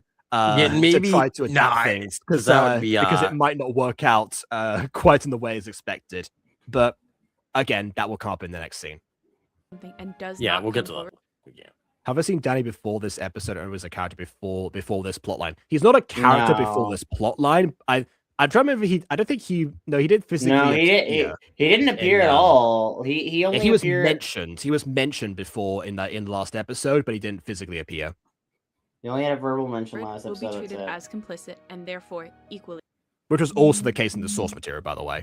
Except for one bit, we did see him up on. We did see the original David Berlin actually on a climbing rope, and that's when they performed the heist in the first place. But this, considering it was Gacha Life 1, I had no idea how to pull that off. In fact, there's never like any like PE scenes until season 3. Well, season 2 I could have pulled them off, but season 1 definitely not. Or at least not a climbing frame. I could have done like something else maybe with them in the gym because there were some. Well, there is one gym scene, but that's next episode. Yeah. Guilty. Okay, wait. We gotta go back to that shot. No, I'll put it back on the screen because I know what you want to talk about. I know you want to say something. Is it? There we go. I love the animation here. Yeah, well done, Quatsi. But and the lighting too. Yeah, but audience, can anyone see what is wrong with this shot? One of these things is not like the other. There's silhouettes in the background. No. Look at the characters. What is wrong with this shot? While they say that, I'm gonna give Quadzi another compliment as well. Because she asked me if I want to have like crowd reactions in the scenes of the assembly, because originally they were just again they're the classic off screen, and they were like that one gasp we pointed out earlier. But if you did see, there's actually like there's like silhouettes that move basically for a bit as like doing like the classic like rabble thing or something. That's Yeah. So I want to commend Quasi for the initiative on that one. Okay, so I'm gonna say if the issues here. Pete's outfit, the wrong season. I think that's season 3, Pete. It is season 3, Pete. Yeah. It's like this. Easier to chroma key. Yeah. I don't know how This is not Pete's outfit. Pete has like that like orange shirt in this season, and I also gotta fix his eyes. I think I might have picked the wrong eyes or something like that in that design. No, I think those are right eyes. I think so. Well, no, but it's got bright blue eyes. I think because of several chroma keys when it was recreated, that was misinterpreted. So yeah, because I'll tell you, yeah, that's Pete's eyes are one of the things I had to constantly mask for this episode. So. But yeah, no, but like the Pete outfit here is wrong. I mean, we could say he always had the hoodie, or we could just be like it's a continuity oopsie. I don't know. Just because like they have the outfits that wear them later doesn't mean they didn't have them in their closet. Like, yeah, people didn't just like go out and buy new clothes for the next season, except maybe Raina possibly. So yeah. You are dismissed.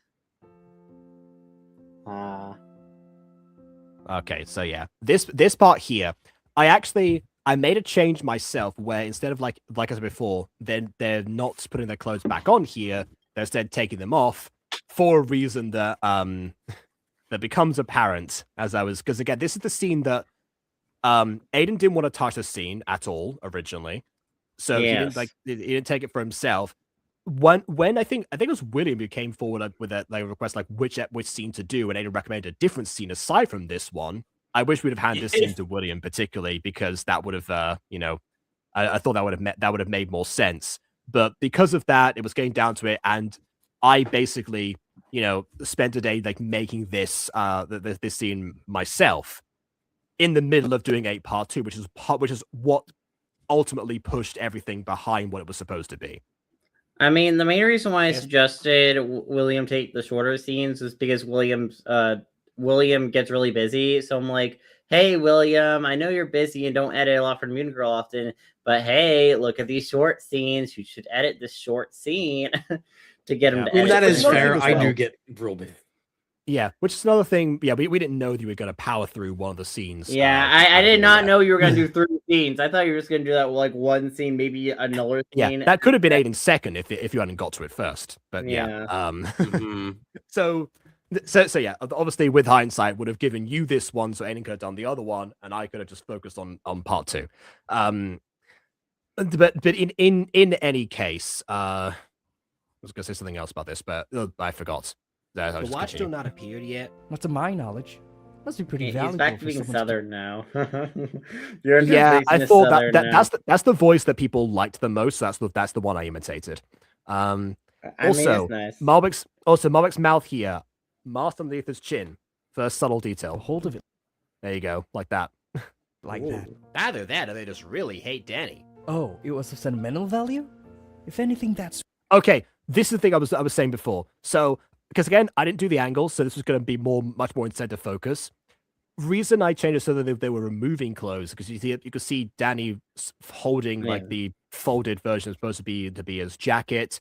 We also have Julius actively, like before, it was like removing like his tie and then putting it separately. Because I thought, hey, wouldn't it be great if I didn't have to deal with Julius's green for this scene of letting, because I'm getting down to crunch time, my computer's crashing, so I don't want to have to mask this whole thing. Oh, look at that. They're in a changing room. He's taking them off. What a coincidence. Didn't help with Danny's trousers, but I have standards. Yeah. Oh, it was of sentimental value? God, what sucks though is doing angles for a scene like this is like you put so much detail on like characters changing in the background, but like when I was doing angles, I'm like, I can't just have this being a wide shot. I actually have to do angles. And if I do angles, you can't see the characters changing. So all this work you put into the characters changing isn't gonna matter because we're just having this. We're not going to have an angle with it being shown. I think you had a similar complaint when I showed off what I was doing for the girl changing sequence in season 3, where you were like, "What? Why are you putting so much focus?" I think it's like, because now I have extras. I bet they're doing things. They're. Yeah, no one's going to see them. No one's going to see any of this. Which I think is why I did like the panning shot. I did a panning shot in that episode of everyone. It's like, okay, this is what they're doing right now. This is what's happening. Enter Morwenna, then change to a different part where they're not involved.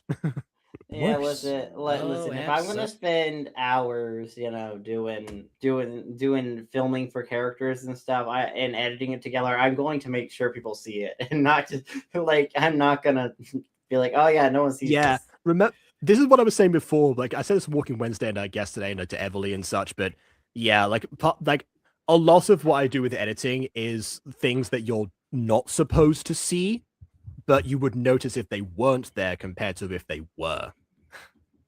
Yeah, but like, man, it looked so nice, but my angles, my fallen angles, had to cover it up. Come on.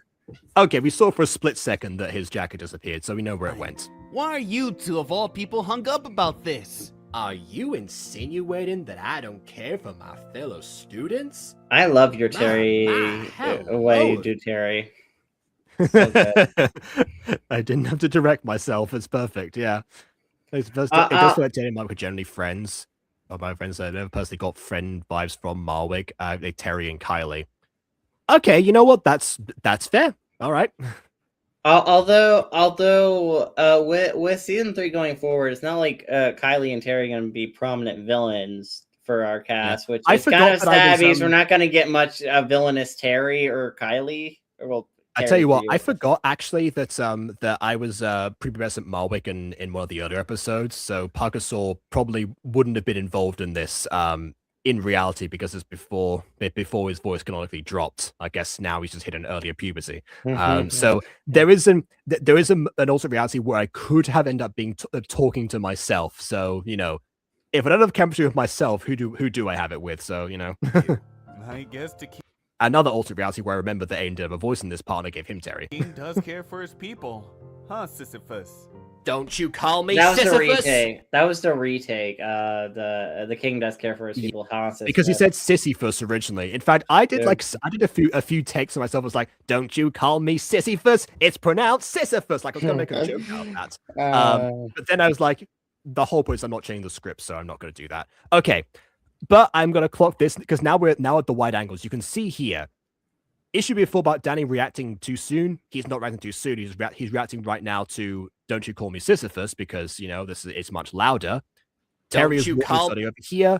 Marwick realizes what's happening. Sisyphus. Then he goes forwards. Also, he took his shirt off during that other exchange, which is now why the watch is only on display on one hand because Guardian Type 2 lets you do that. Not to mention also Terry's shoes are on the ground. And then Danny notices. Yeah. That's another thing in the angles. They were supposed to be taking off his shoes, but because the shoes themselves didn't move, it was hard to see behind his feet. So Terry is barefoot deliberately in this scene. You're showing your feet out for Seriously, free? man? Yeah. Also, this line. This isn't worth it. That's it. That's my watch. What? Wait, but this was a Interesting errors, birthday Danny. present. Yeah, for me. Last month. I love Pugasaur's portrayal of Marwick. It doesn't beat G-Man for me because I don't think any Marwick portrayal could ever truly beat G-Man as Fair my enough. favorite Marwick portrayal. But like, Pugasaur is such a good Marwick. And Yeah, like I said, there's one part that I think shiny that they ironically outshone him, but for the most part, yes, I agree. Which is why I was like, okay, you know what, they can keep it. He can hit puberty a little bit early in this. I don't mind relinquishing the character again. Also, I guess now we fix the thing that they're not yelling at each other from opposite ends. But that actually partly was done because I need to make sure that Danny was able to get close to him. Because again, this is where I started using Bond's recommended editing method of having them all on the same green screen rather than doing them individually.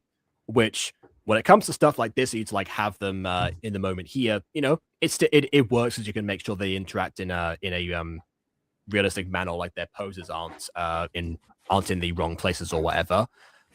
But in this but yeah, like for things like the mouths, for example, having to reposition them like they're not next to them, so I could not just change the angles, but also like very much where they are throughout. That's where it became a bit more of an issue. It back. There must be a mistake. It's not the same one. Let me see. And so he takes it off, because that's an actual thing. Again, don't have to do what Pop did and just constantly wear it to move it around. Yep, my initials are right here. Thief, Coach Paul. What is it, Alan? Oh, you found your watch. Fantastic. What is it, Alan? That's not my name. That's not my name. All right, so they call me Stacey. They call me Alan. Remember how I said to remember Coach Paul's delivery here. So during the practice of this, like sometimes when I was like trying to edit scenes because I was waiting for voice actors, they were taking way longer than usual. Another reason why this ended up coming to crunch time is because a lot of either voice actors or editors had more stuff going on than they normally did previously. So there was more delays all around. So when it came down to it, I was like, okay, I think it was like about a month into making this or something. It's like it's been a month. I'm just gonna put these scenes together, have placeholders, and then get the editors to actually get going on something because I normally give them the audio already finished when I'm delegating scenes. So originally I put in the original audio from Leon into the scene itself. By the time that I got this scene back, or one of the scene back, well, the time that this because I was doing this, but by the time it came down to it for this scene because I was focusing on the other ones. Like, oh, okay, well, I've forgotten all about that. Leon himself reminded me of that because 3 days before the video was supposed to come out, so 4 days ago, he said, "I'm sorry I didn't do this. I wasn't confident in my voice." It's like, great. Why didn't you tell me that like months ago? That would have helped. But fortunately, again, because he had the original, so I used the original here. So again, I could have given this character to Aiden as well, because that was the original audio surviving all this time. Which is an ironic thing, because like, he went from wanting to come into the episode for like one time to then agreeing to multiple other appearances that he wasn't prepared for originally, like in Running With You, for example. Not knowing quite what he signed up for, and then eventually just being like, okay, I'm not confident in doing this, even if it is the same thing that started it all out. Yeah. So yeah. Oh well. By the way, one thing is I enjoy Error's voice acting because Error voices Bond. Don't know who voiced the original Danny. That was never credited. We don't have. I think they wanted to go uncredited, and I was in contact with them for like that one episode. So yeah, they just don't know who they are. Time. So I literally do not remember. Yeah, but Error is our first named voice actor of Danny. ever. Yes. That's that landmark achievement. Yes, absolutely. Nice Miller Jacobs nomination. I mean, this is kind of gacha review. Does they create a commentary? I don't know. I don't think. I mean, we have been, giving opinions on like the execution of everything. So yeah, I guess. Yeah. I mean, to be fair, we're always in a reviewer mode. To be fair, we are. Yeah. Alex, rest. Sir, I didn't know. I got this as a birthday present, I swear. Principal Pearson's office now. Key biting. Yes, sir. See, that was still like very like quick, but even then I feel like that was probably better conveyed to like, okay, put it over, popped it down, use your imagination, rather than just, he grabs the bag out of nowhere and just poofs it on. He had it the whole time this time because I had him take it off originally anyway. So yeah, puts it back on. Also, it was even more convincing shirtless now because I was able to take out like the outline. But by just using like a choke assigned to him, they're like adjusting it. So again, Gacha Life 2. And Coach Paul deliberately has the lack of Botox on because I thought, he's an older character. Makes sense for him to have them there.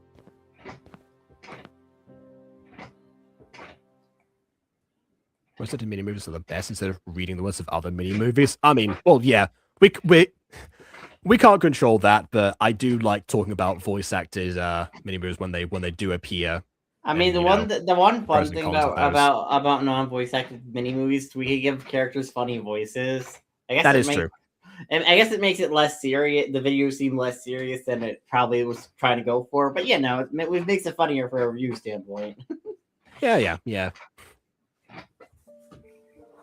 Okay, so remember before when I said there was something that was going to look similar in this scene compared to the original? What is this resolution? I don't know. In the recording, because it wasn't what you sent me. When I rented it, it was the rest of it was fine, and when you gave me like the end product, it was fine. Something about your recording software, because this is Aiden Scene, by the way, everyone. Like messed up whatever happened here. I don't know. But I don't even record a thing, or at least I don't record GL2 in the traditional sense. I use screenshots now. So I don't even use it in the traditional sense. So I don't know. Maybe the exporting went wrong, but that's really weird. Yeah, I'm not sure. That was like the one hesitation was like, oh no, is the whole video gonna look like this if he exports it the same way again? But no, it didn't. No. It turned out fine, and it's this up to 4K. This one on it. Maybe it's Google Drive. I mean, did you download off Google Drive? Maybe Google Drive fumbled it. Yeah. Also, who's Cole Gray? This is Cole Gray. Hello there, it's me. We love the main love interest of Taming a Bad Boy. Canon Butterverse series, by the way. Yeah, it's not on YouTube though. But yeah, this is why this is why I was saying this before. You can tell that when I processed this scene, the mouth rendering was like way more pronounced than the rest of it, because I do the mouths for all the characters. That's one thing that's always me. Watch business is behind us now. That's all I would hear about yesterday. Yeah, so actually I will say this. Hi Jackson, by the way. Hi Jackson. This is one thing that I'll say. Because for these remakes, because GL2 took away the option to have the moving mouths. All the moving mouths are from Gacha Club. I just have them in a folder, and I keep applying them to the characters, which is why you can see me sometimes typing in, ANG something for the head rotation, so I know what angle to rotate the mouths to suit them when I'm putting them in. If it's a scene that someone else has written like this one, or someone's avoided like this one, I just eyeball it. But either way. So Norma's side is as inconspicuous as possible, but in this sequence, yeah, because I tell people in the editing thing to give me the characters without mouths unless they do static ones, like William and Quasi do static mouths. But but M and Aiden do like removed mouths so that they can actually apply them. Ironically enough, an idea that I got from William originally to have the mouths done that way. My mic was not working. Dang it. Yeah. Also, a thing that I had to mask because obviously Jackson the same layer, so I wanted to make sure that Jackson was wasn't what didn't have two mouths on him. So that was one thing I do frame by frame.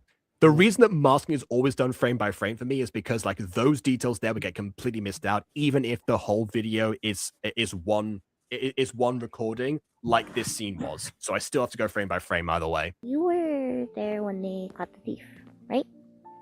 Who was it? Some guy. Well, I was in the shower, so I didn't see. Pity. Maybe Pete will tell me in homeroom. Or even Marek. Are you okay, Julius? Of course. I Neutral as ever. prefer the See you in homeroom. Yeah, the original. I think this portrayal of Julius is iconic to a lot of people. It's a shame that it's being like slowly fizzled out by the remix, but yeah, that's part of what made the character for people, especially because to this day they're still the only VA that's like actively gross onto the neutral pun. I really love that short that I did with him on when we went in Peru together. Just like, are you the voice actor of Julius? You say the thing. He is not getting away from me that I planned easily. that for years. Next time I saw them, I was like, that's what I'm going to do. Anyway, off they go.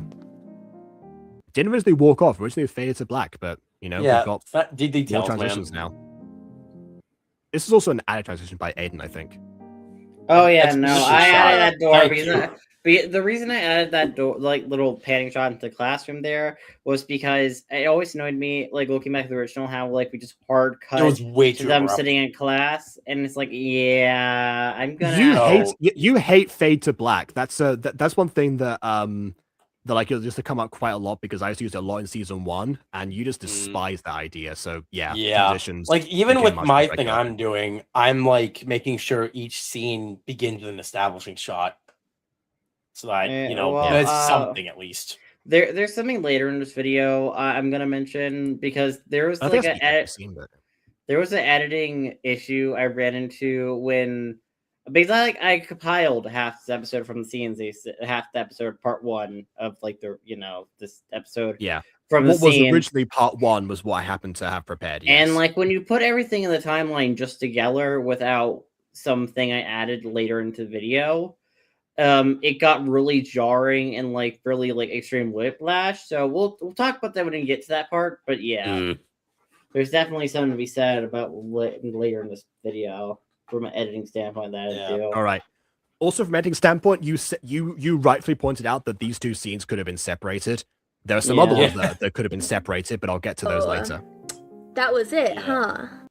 But yeah, so many scenes of this were exceptionally short, and I didn't remember like how short they were until I was actually putting the audio together. I was like, wow, this is less than a minute. This is very rare for this to happen. Yeah, I didn't want to lie to Morwenna, but that was also a like to say you retake. did the right thing. Phantom. Yeah, said, I noticed that one because said Phantom Morwena. usually says Morwena. Yeah. Yeah, But honestly, I that don't was know. also a retake one. If any, Hold on, I need to. The video is lagging for me right now, so I'm going to rewind a little bit because I need to establish this. And it's like hear this line delivery. I don't know. If anything, you just delayed the inevitable. People will still be talking about this. There we go. Thank you. Inevitable English redemption. Yeah. English 101 finally achieved. Now, what about English 102? Their feet aren't touching the ground. How tall are these chairs? Good question, because they're not the original generated ones, which did touch the ground all the time because Gacha adjusted the chair size to the original characters. Which I was like, oh, that's another thing that that is fixed by the existence of chair props. She'll find out one way or another. Pete walks on screen and said, Julius, teleporting. can I talk to you for a moment? Okay, so another poetic moment here. I mean, we've heard Pete a little bit already. We've heard the gulp, but it wasn't very obvious. Yeah. Beanie Boy returns, after having voiced Pete in the original first episode. After all this time, it's wondering who that was. He never sent me the lines. Yeah, I was wondering who that was because I heard like the recording when I was like editing. I was like, that's not BB. Who is that? Yep. So this is original Peach returning for It's so wild to me now, just knowing that.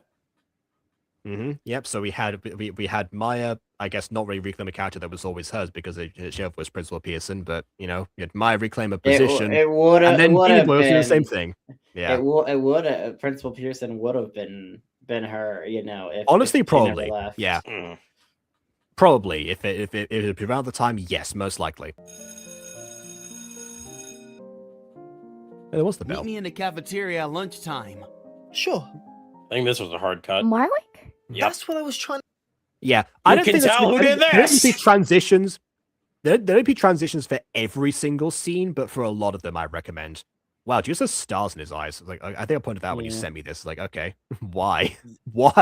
I don't remember what happened here. Yeah, like it's been a bit. Also, but there's also an voting issue process with was so annoying. William's scenes. I've noticed they only really the scene starts on the line.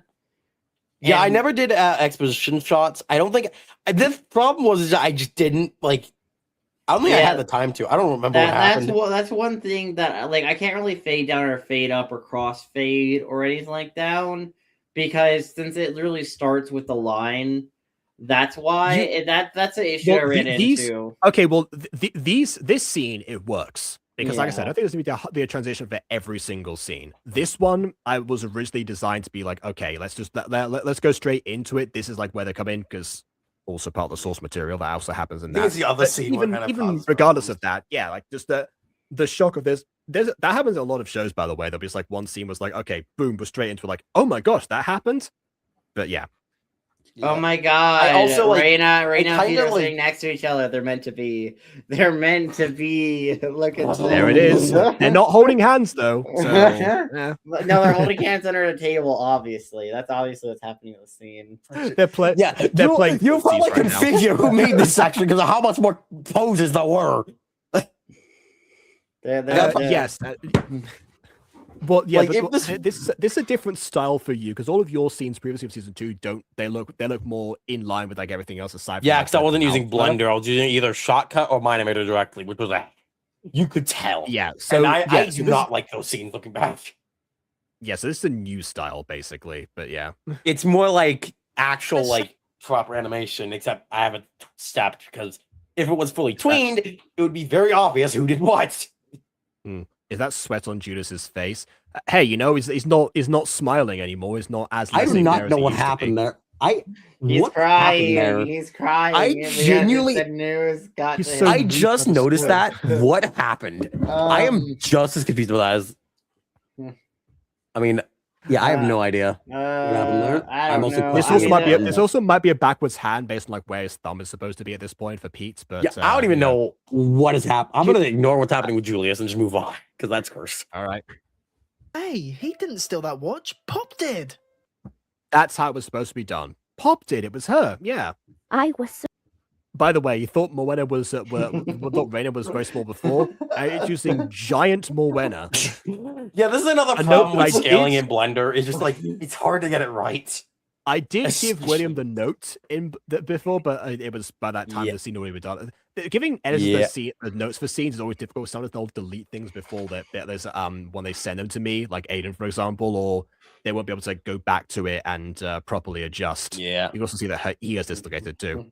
Yeah. Oh lord, stupid. there's some weird issues that remember- happen. It's just the process of like Blender stuff is just weird. Her eyes. I think think this the eyes as well. Like the eyes are much more obviously following don't them. know. I do like that as well, but not to the same degree. This is very like Tamsin levels of eye following. I think. getting a watch. for There his is some birthday weird from stuff her. that happens, and it's just annoying. But to I deal do with. quite try my enjoy best. the movement of the characters, though. The movement of the characters, despite how they look a little bit cursed, I love the movement. The movement is so good. I mean, they could look a lot It's the worse. trade-off. I should have connected the dots. There. I think Mona's mouth was also the like. Yeah, it needed to be Apart from her flipped. guy. Because I did parent the mouths directly in Blender onto the faces. So any weird issues just because the mouths are too big or on the weird side of the face. As by the way, as well as speaking of these lashes, by the way, I'm guessing that's also what happened here because it's not obvious to everyone if they have done Scarlet Life 2 all the time. The way that like the default eyelashes work is that you have to then like remove was it not the shadow of them, but something. There's the shadow like put it at 0% rather than 100, which is what is by default. Yeah, I That's have why no they idea look how so to- weird if you don't adjust that. Yeah. I have no idea how to fix that in Blender. So for now, unfortunately, those are just gonna be like that.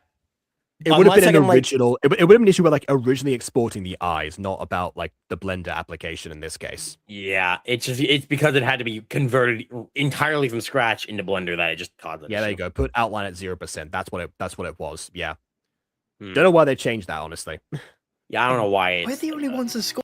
It's great they have the option, but I wouldn't have made it the default option. Yeah, I don't think the rig I have has the option. Unless I update it, maybe they fixed it since. Yeah, maybe Remember try what that. Principal Pearson said. Anyone who knows something says nothing is equally guilty. You gotta. While Julius's eyes are barely moving at all. Yeah, his other pupil is also like vanished here. It's because Moana's hair's in the way. Mouths have flipped again. He is much more.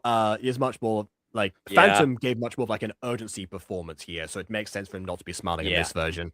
I know what happened, like with the mouths being flipped. It's because I forgot to set the scale on the x-axis to make negative, so it actually shows in the correct flip direction. Well, I don't know who I'm more scared of, the principal or Pop. We've all had run-ins with I love Pop. that line read from Beanie Boy Crush there. this scene particularly, yeah. I won't pretend she's not scary, but if she tries to do anything, we'll protect you. And who's gonna protect you? Also, I definitely think Shorty is giving a top-notch performance. I love Shorty as Marina. Shorty is so good at Marina. Yeah. We have the answer to that. Probably. Which was another holder from the source material because okay, so you know how I said at the William scene started the line. These next two scenes are done by William, and these next two scenes. These next two scenes are back to back. I didn't do the principal scene. Yeah, no, William, I didn't do that William one. Yeah, William did 4 and 6. I think it was Quincy who did the no, it was Em. It was Em who did that. It was Emily. Emily did this one? Dang. Yes. Never mind. I thought dang. I didn't do 3 scenes. I wasn't that locked in. I had other stuff to worry about, and I still did with Girl with the Tail. That's taking me way too long. Yeah, that's Dang, that's this fair. was William. I thought William just didn't animate as much for this scene. No. It would have been apparent if I animated it. It would have been apparent. Yeah. We'll see the difference. Also, similar transition, I think, the door thing. Yeah. Just a joke. See, I had the panning shot in there. I had the panning shot in there because pretty much it would go from the Pete's not Pete's line. It was a Radiance line. I forget who ended the last scene line was. But it would have been Morwenna saying thing hard cut to Pop saying it was just a joke. And it was very jarring. Same with the next scene where it's just a hard cut to the hallway. It was very jarring. So I added establishing shots in between both of those shots, and like establishing shots leading into this scene and establishing shot leading into outside. Yeah. Also, or establishing shot outside the class into the hallway, just to make it less jarring and like flow a lot better. I am so glad that Mark does not exist in this scene. Because if he did, then that would be such a weird thing for him just not exist in the scene right after. I am so glad that he just doesn't exist. It just makes things much easier for my sanity. Yeah, because originally he walked away. I mean, I would have had to have added him back in if that were the case. But yeah, thank goodness. But yeah, Em did ask specifically if Mark needed to be there because he didn't have any lines. So we had a back and forth, and it's like, okay, again, hold it from the source material. It makes sense for him to be there. But it also makes sense for him not to be, so I'm not gonna, I'm not gonna worry. I like the version without him. I like the idea of him not being there rather than being there. I mean, I do like him being like exonerated to his face, but like that probably happened off screen. Yeah, not doesn't necessarily have to happen at the same time. Yeah. What I'll point out also because the thing is with Em's like with Em's particular like editing style basically because custom backgrounds end up being like a difficult thing or like actually chroma keying stuff, she'll always send me everything in green screen form. So while Em did the recordings for the characters, once again I did the mouths, and I also put them in the scene itself and chose the background. I couldn't find that original background, and judging by what everyone said about it earlier, just as well. One mistake I made. I should have actually masked Principal Pearson's head behind the computer screen. But I do like what I did here with them actually being like in the chairs themselves, like the armrest. That was masked for me. So, again, advantages to either method. Sorry. Joke or not, you are suspended for the week. Theft is a serious matter. Remember this. And I hope this There it is, the second use of suspended. not cause any animosity Yeah. between the pair of you. Of course not. Also, Emily's performance as Pop for this is just so good with like that line. It's like, of course not. Like, God, love that. Yeah, Emma's big shoes to fill after Miller, but definitely has been doing so. Let's put this all behind us. What do you think? See, that would have been it would have been a hard cut to. Of course not. And it's like, let's put this all behind us. That's essentially what my editing conundrum when I was putting this all together. Which was also in the source material, by the way. That's why it was edited that way. I don't mind the changes. I just, again, I like pointing out how derivative I am. Maybe we should make This a scene video just breaking down like that whole sequence and like how it led to this, because I keep bringing it up. Yeah, I rushed this scene in like 2 or 3 hours. I did it so quick. I was like, what? I'm gonna do this now. You were on a roll, and you just had the urge that you took a scene that was like unclaimed. Like, hey, I have this. Like, okay, yeah. Like I said, decided, what? And I accept them. Yeah, I was like, you know what? I'll just do this real quick, and then I have to go back to other stuff before I get yoinked. Yeah. This is, of course, like approaching the end of the part that like Aiden scored, which I will say, here's where I made a mistake when it came to, because this is where I take over the scoring. So you can hear in the background of this, you can hear that Aiden chose to use like Pop's leitmotif for this particular scene, which was what originally came in here during the original. And I liked that part, but because again, my computer was being so weird. Also, what a great frame to pause on for Pete, poor Pete. Oh God, my computer was being, my computer was being so weird at the time. Like, and so good to again, I couldn't physically check to see like where the scoring came in. So this moment, which was originally silent, ends It's up all being behind us. What do you think? Definitely. We'll put a stone behind you once. A moment where the scene, where the music repeats itself. Yep. Because I had that idea envisioned, and I didn't check it through. If I had known about that, the fact that it started sooner, I would have just had it continue playing, or just sniped it. And I've had the processing power to do that, would just like sniped in Audacity and made sure it was lined up, instead of it having to start over again, which is not the worst thing, but it bothers me. You're 6 feet under. See you after class, little spy.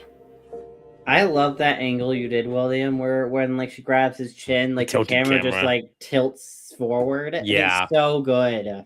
That was like the advantage of me doing it. Oh God! But she's not trying to seduce Pop. Don't make a new ship.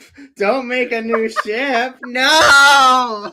The biggest crack ship of all time. Pop and Pete. Good Lord. Anyways, listen, this is the enemies to lovers, guys. Hear me out. Enemies to lovers. They want to what would be their ship name? It wouldn't work. No, it's well, exactly. Exactly. Also, this is the advantage of doing the camera angles directly in Blender itself in the scene file, because there might be parallaxing issues, but the one thing I can do is at least rotate the camera, and it won't show the edges of the world. Oh yeah. Like in some of the original parts where Death misses Dysart. Yep, we don't talk about this. Pop Goes the Pizza. Oh, I should point this out. Pop Goes the Watch Thief was not my idea for a title. That was actually when Roy, no one knows who Roy is, and for good reason, honestly. But because behind the scenes stuff. But one thing that he did, because again, he made a thumbnail for the upcoming episode. When people give me things, I accept them. And in that thumbnail, it said Pop Goes the Watch Thief. It's still the thumbnail to this day, by the way. You can see it there. I didn't tell him to put that in there, so it was like, okay, that's the title now. Because that's when we went back. Because originally season 1 didn't have titles. It was just Music Girl season 1 episode whatever. They're all retroactively actively added because I was like, Jacob, we need to add titles to season 1. We need titles for searchability. I came around the point where they already had titles, so I literally I didn't know they didn't have titles originally. Oh, they also didn't have thumbnails originally too. Yeah. That was me. Okay. That was me retroactively adding thumbnails to season 1, being like, okay, we're in Gotcha Club now, so I'm just gonna design some thumbnails. Jacob, here you go. Yeah, you didn't decide. Yeah, you didn't decide the titles themselves. But you're the idea to put them in there in the first place. But this is the one title that I didn't decide. But Pop Punch Out wouldn't have made sense with it's for which was the part 2 title. It wouldn't have made sense for this if it was like the whole thing. Which yeah. By the way, the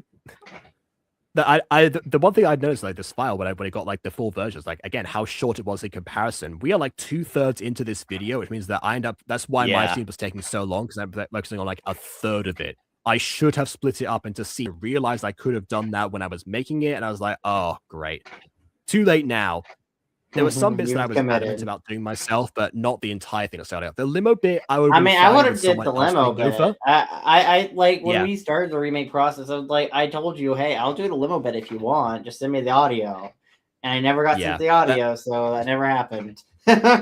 Yeah, I think because I did the limo bit first before anything else, so I might have already been in the process of that, or I might have just been, too stubborn. But here's what I'm gonna get. It's a full-on breakdown mode here. First of all, hi KW, welcome to the stream. Hola. Yeah. Hola, I guess. Yeah. Konnichiwa, as is properly said. Yeah. So this is where I go full breakdown. So the limo part specifically, again, found a different limo because not a Shutterstock thing this time. Don't know where that. So from free pick as the classic thing would be. Edited in Farpacker, so it doesn't have like any sort of issues with its Windows or handle at all. Windows actually the windows were actually reduced through masking because you can change the opacity on a mask and make sure it can see through. But the thing about the windows actually, since you bring that up, the windows on the original limo were painted black, and there were different shades of that. So I tinted them by hand. Not by hand, but by Fire Alpaca, by fill-in paint buckets. But I tinted them in a format that was like, made sure that each part that was lighter before was a different type of blue, like whatever, and then reduced them accordingly so it actually looks like an actual car. I mean, in the Mutant Girl though, I've also like lowered the opacity of glass to give a display of someone behind glass with the Felix you were and the first Agatha. one to do that. Yeah, Felix and Agatha prison scene from season 3 you're the first one to do that. Your method's a little bit different actually, because what you do is you put them into Farpacker. You then like export like the glass separately, and then like reduce that in layering, which I found out actually if you do transparent PNGs, you can actually do that way. But whereas for me, this was I'm pretty sure this was reduced down. Although actually no, maybe it was like exported in Farpacker because that masking is way too perfect on the windows. I think I just like reduced the opacity, like the layering on like the tints that I did, and that's why it looks the way that it does. Yeah. Maybe I'm sorry, Bon. There's no transparent handle. Maybe it's so maybe it's so transparent that you can't see it, but the rest of the door is perfectly fine. The door's full of metallic, but the handle is as well. I can't see. There you go. Are you sure we should be? There's also a chance that Empress just opens it up by pressing a button on the keys and they open automatically. Maybe she's fancy like that. Yeah. Are you waiting in here? It won't work if we intervene now. Okay, so there's also something to be said. Well, Jacob on stream, when the editing stream was shown recoloring the car. So that was the thing. But Empress's outfit in the original, well, obviously went over the original earlier, but like you didn't really get to see her full outfit, so Jacob apparently had to like improv her whole outfit and be like, I had to make a few artistic interpretations and make the hat. It was covered up by a car. It was covered up by a car. We don't know what the original looks like. Yeah. But speaking of being covered up by a car, there's another part later that was like I'm glad was covered. But yes, so in this scene, Judas's outfit, Morwenna's tail, both masked. I had to mask them behind the actual seats themselves. So I used positive and negative masking for this. I spent a lot. This is where like all of the layers pile on because those require duplicate tracks. So even then, I didn't save that much time by by the more efficiency method. A lot of time on the setup for this. And a lot of money. Yeah, sure, whatever. The point is. Oh, also, that background there from Gacha Life 1. I realized I was going through this what? I just realized. So you know how you had like edit the background and stuff? Look at the steering wheel. She ate a hole in the steering wheel where her hand goes. Oh, the mask. Okay, yeah. Oh yeah, no. You're right. Yeah, you're right. What the thing that like that ate at me worse actually is the fact there is like her hand doesn't reach that far over, because again, this is where I was trying to do like that method that Bond suggested of having the of having them all on one layer, which by the way, if I'd done the usual method, I could have just masked like Morwenna negatively so that she'd be behind the seat all the time rather than having to like reapply that. But yeah, like that's one thing was like, okay, I'm trying to make sure I can sync them up wherever they need to be. I couldn't move Empress over manually to make sure that her hand reached the other side of the steering wheel. So now it's just poking towards the bottom where it wasn't originally. But yeah, missed out on that one. Is everything's under control. I do appreciate the fact I brought back the remake park that was a deliberate background change. I don't know why I did that. But one thing, I love the parallel of this, by the way. Last time we saw this particular background was when Reina was walking past it to play hide and seek, and then walks past two characters that both sent by M, which was one of them was her IRL designer and one of them was her at the time OC, like like the main like face of the channel basically. And I thought it would be really funny to have them talk to each other as if they were separate people, and now we have this exact same part where they were originally, conversing amongst themselves. And who is voicing the character that just appeared? There you go. Very sporting of you to show up. This I also really like. They didn't appear from that far off screen. That's why I didn't have this be much more clear visual. But remember when I said that I said this Walking Wednesday. I've run out officially of parts where I can put like different cycles because I had the advantage of Gacha Life 2. I can actually have people do different things when they're walking. I just realized there's an issue with Terry's design. He's missing his red jacket. He's supposed to have his red jacket because this version of the Terry at this time period has like a long red jacket, and he just doesn't have that. It was hot. It was Kylie's jacket, of course, had to be fully masked. I wish she missed out on hers. Oh, you can see a little bit like the bow is like the masking is peeking out there. I should have fixed that. But normally the bow was also a thing that I had to. Kylie was the most difficult character to mask by far. Even Julia's was easier than her because she's got the green eyes, the bow, and the jacket. And Pete, of course, again, like I said before, blue eyes. So, but that was, honestly, masking eyes is very easy by comparison. Just takes up an extra layer, but so be it. Whatever. Well, the keyframe is already done. It's okay to do. But the part I was saying, this is where, like the fact that they have the arms extended on either side to pull them across. Those were all, those were all different poses. Like I customized Bond's, walking cycle again twice to make sure that would line up. That's also why you can see them walking in the exact same pattern formations. I want them to be consistent with where they were bouncing up and down. So I sacrificed that thing that I normally have characters walk with slightly different paces to each other or start from a different pose so they don't look like they're walking in uniform. But I thought it was worth it to make sure they could actually grab them either side and actually pull them to a different place. And look at that, they must go down at the same time and shove. In the original script, it didn't happen in this one because he ran off beforehand. And this, by the way, is a recreation of the same tree that where Morwenna was hiding behind at that point, playing hide and seek. I thought it makes sense if it was all the same park, minus the sunset background, because I brought back the thing that Bond really gushed about last year. The clouds move. Right on schedule too. They'll call you Punctual Pete in your obituary. Now. There we go. Only emphasize Empress's hand. Make sure it's obvious what's happening. He's getting away! Well, come on then. This part, they all had to be, like, obscured differently because I had to have them run separately because they have different reaction times. Here we go. Nani? He didn't fall through the void? No, he didn't. And I set up the net, and I also made sure to go there, because I do my own Foley. But because, again, I couldn't, because again, I was using Google Chrome at the same time as Vegas at this point with my processing power running down. So yeah, forget about it. So what I did instead was I just went upstairs, got a microphone, and took a pillow, and there you go. That's how I made the sound.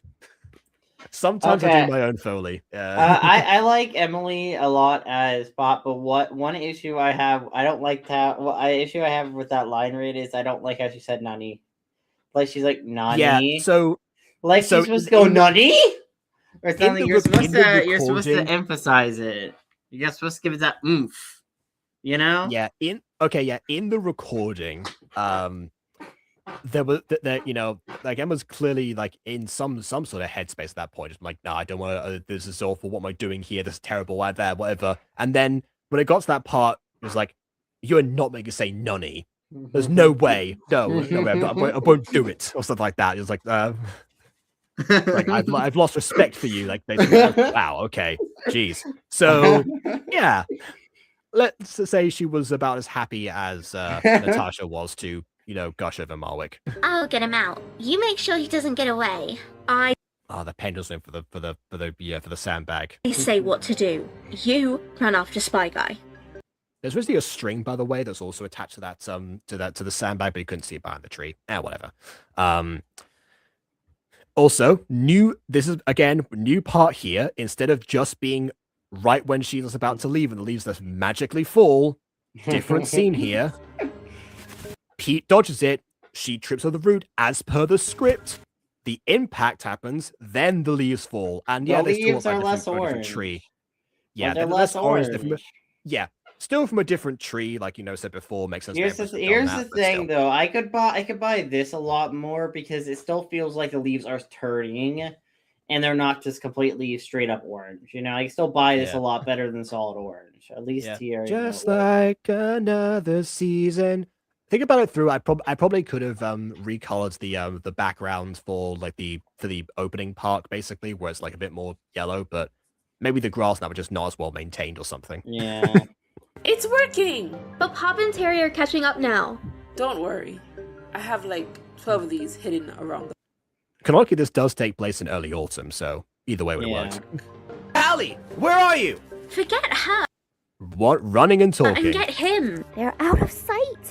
I also kept the background static for that. Like the clouds of the buildings are moving, but the clouds are not. That was my plan to be like, okay, that's how I'm gonna make sure to see the moving sky that time. They'll be headed for the north exit. Empress, drive round. With gusto. Just the pot. It's what do you mean? Of actual Foley. What do you mean? It's not like a splash that's on the floor of a magical puddle. No, and there's an actual fountain because I was able to get the fountain beforehand before I had the issues. Self want to protect this kid. Pot. That's one of the same splash effects I used like the swimming. By the way, I couldn't find a new one that was good enough. It works. Callie, I'm coming.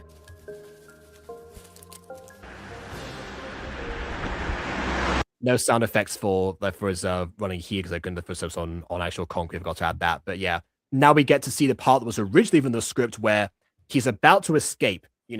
This all could have worked out, but much like in the 22nd Tenkaichi Budokai, a car gets in the way of victory. Shout out to people who understood that reference. Originally supposed to be pinned to a tree, but there's no way for because when I was editing them together, I couldn't get them to actually move in this way without having to do it by different like axes or something. So yeah, pinned to the gate there. Could have done with the sound effects, but this scene was one of the last ones that I was like scoring. So yeah, this is where I was like fully just everything is crashing right now. I'll get like what I need in this scene, like the car sounds. One thing I could get from the internet. That's it. Everything else, either what I had already or like the bare necessities. It seems. Or some of my own stuff, but I'll get to that in a second. The others are gonna miss all the fun. Very well. I guess I'll have to tell them all about it. Enough! Should have done this in the original. Just having like reveal shot there. Quick, this is perfect. It's always so good to see.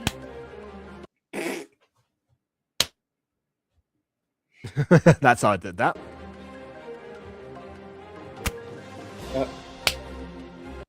That also hit myself in the stomach there.